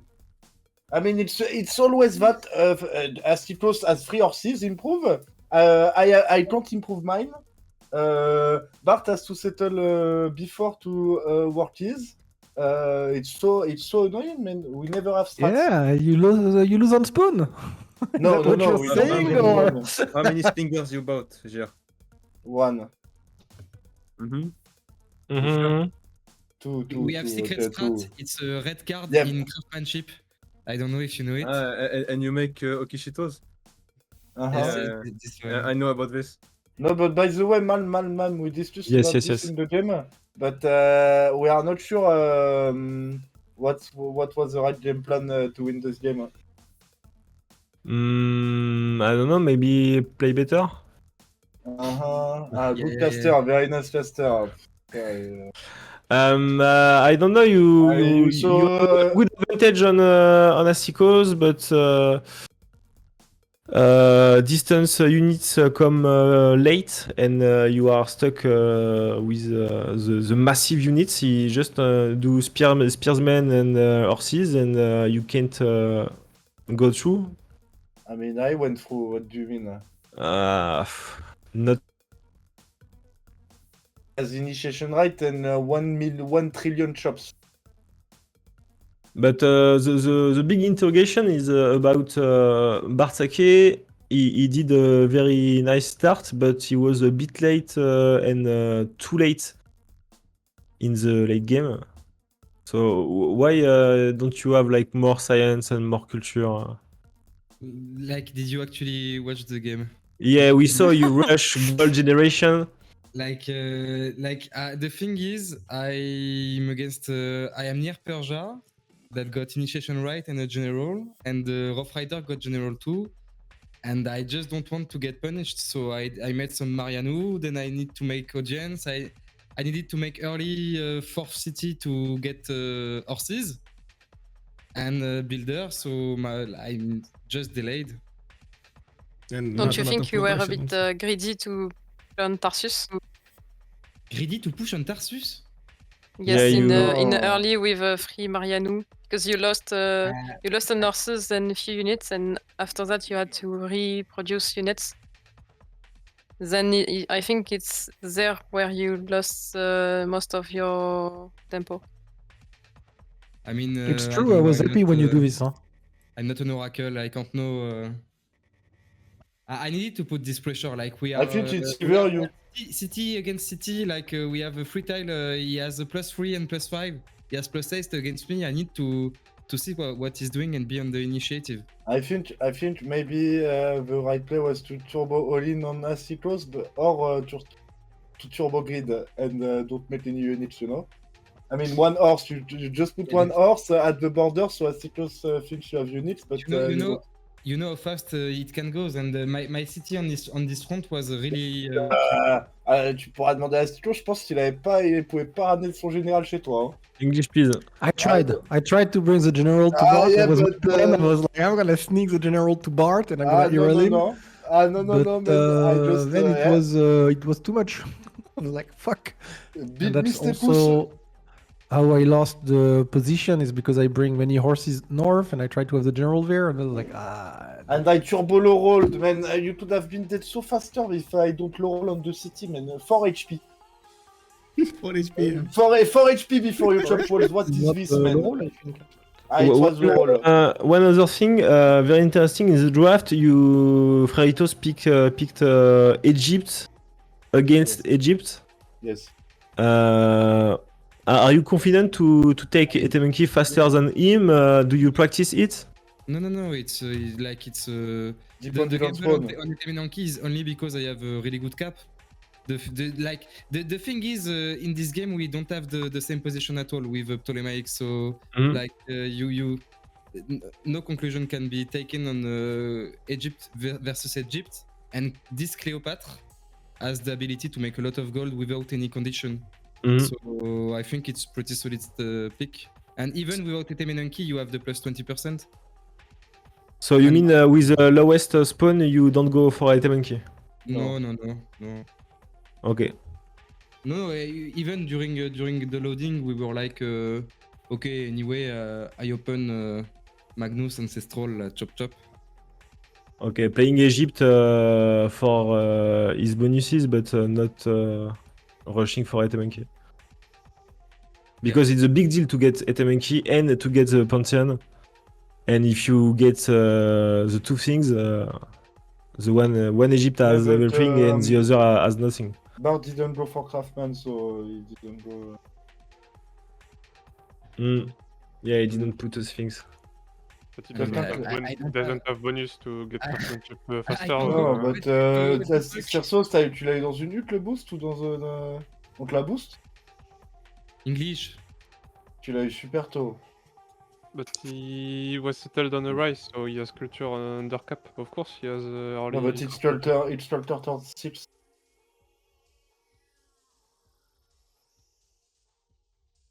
5? 6? I don't remember. I think it's 6. And what about you, Titiits? It was a hard game with not enough activities? Yeah. Shit spawn with a lot of units on my my borders. Like to do too many slingers. Because we bought 2 GR slingers. I mean, maybe I got bait by the Wonder as well, probably. The Kilimanjaro? Yeah, I think so. Yeah, and the scientist was very hard. Yeah. We saw you when you have enough one to get 2 and you have enough one to get 1, but it's the last one, so you are fucked. Yeah. I need to do 2 click and it was too late. Maybe you should ask to JR to talk to him in the chat and then to take the scientist. Maybe. Next level strat. Anyway, Gerald inferior as GR, what's settled?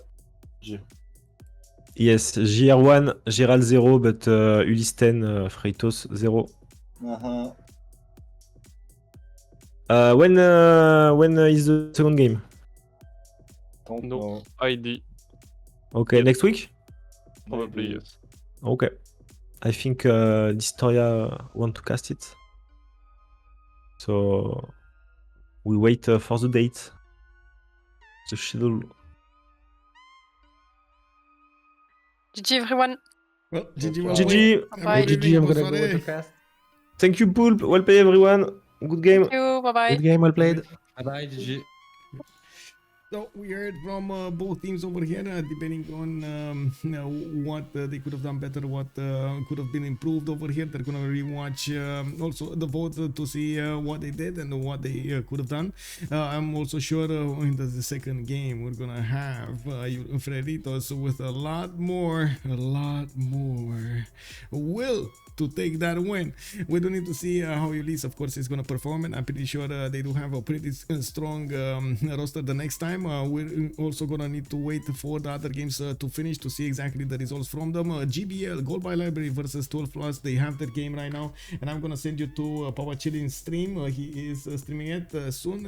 I'm going to raid over there that channel, so you get to see the first game tomorrow. We're going to have the second game at 1800 GMT. Hope to see you there soon, live on the stream to comment that game as well. I do also want to point out, if you want to check out all of the details from the Civ6 World Cup, you can easily go for The website is civ6worldcup.com. Also, if you're coming up from YouTube, please throw this a thumbs up, and I hope we're gonna see each other on the live stream on twitch.tv/OnSpotTV. Don't forget to actually click on that subscribe button to get all of the notifications, and leave a comment down below in the bottom of the video, so we do get to chat a little bit. Tell me your opinion about the game and the competition, and of course other questions you might have about Civ6 or anything else for that matter. Now let's see each other in the next streams. Have a good evening, everybody, and have some fun with some Civilization 6 gaming. Bye bye. Bonsoir.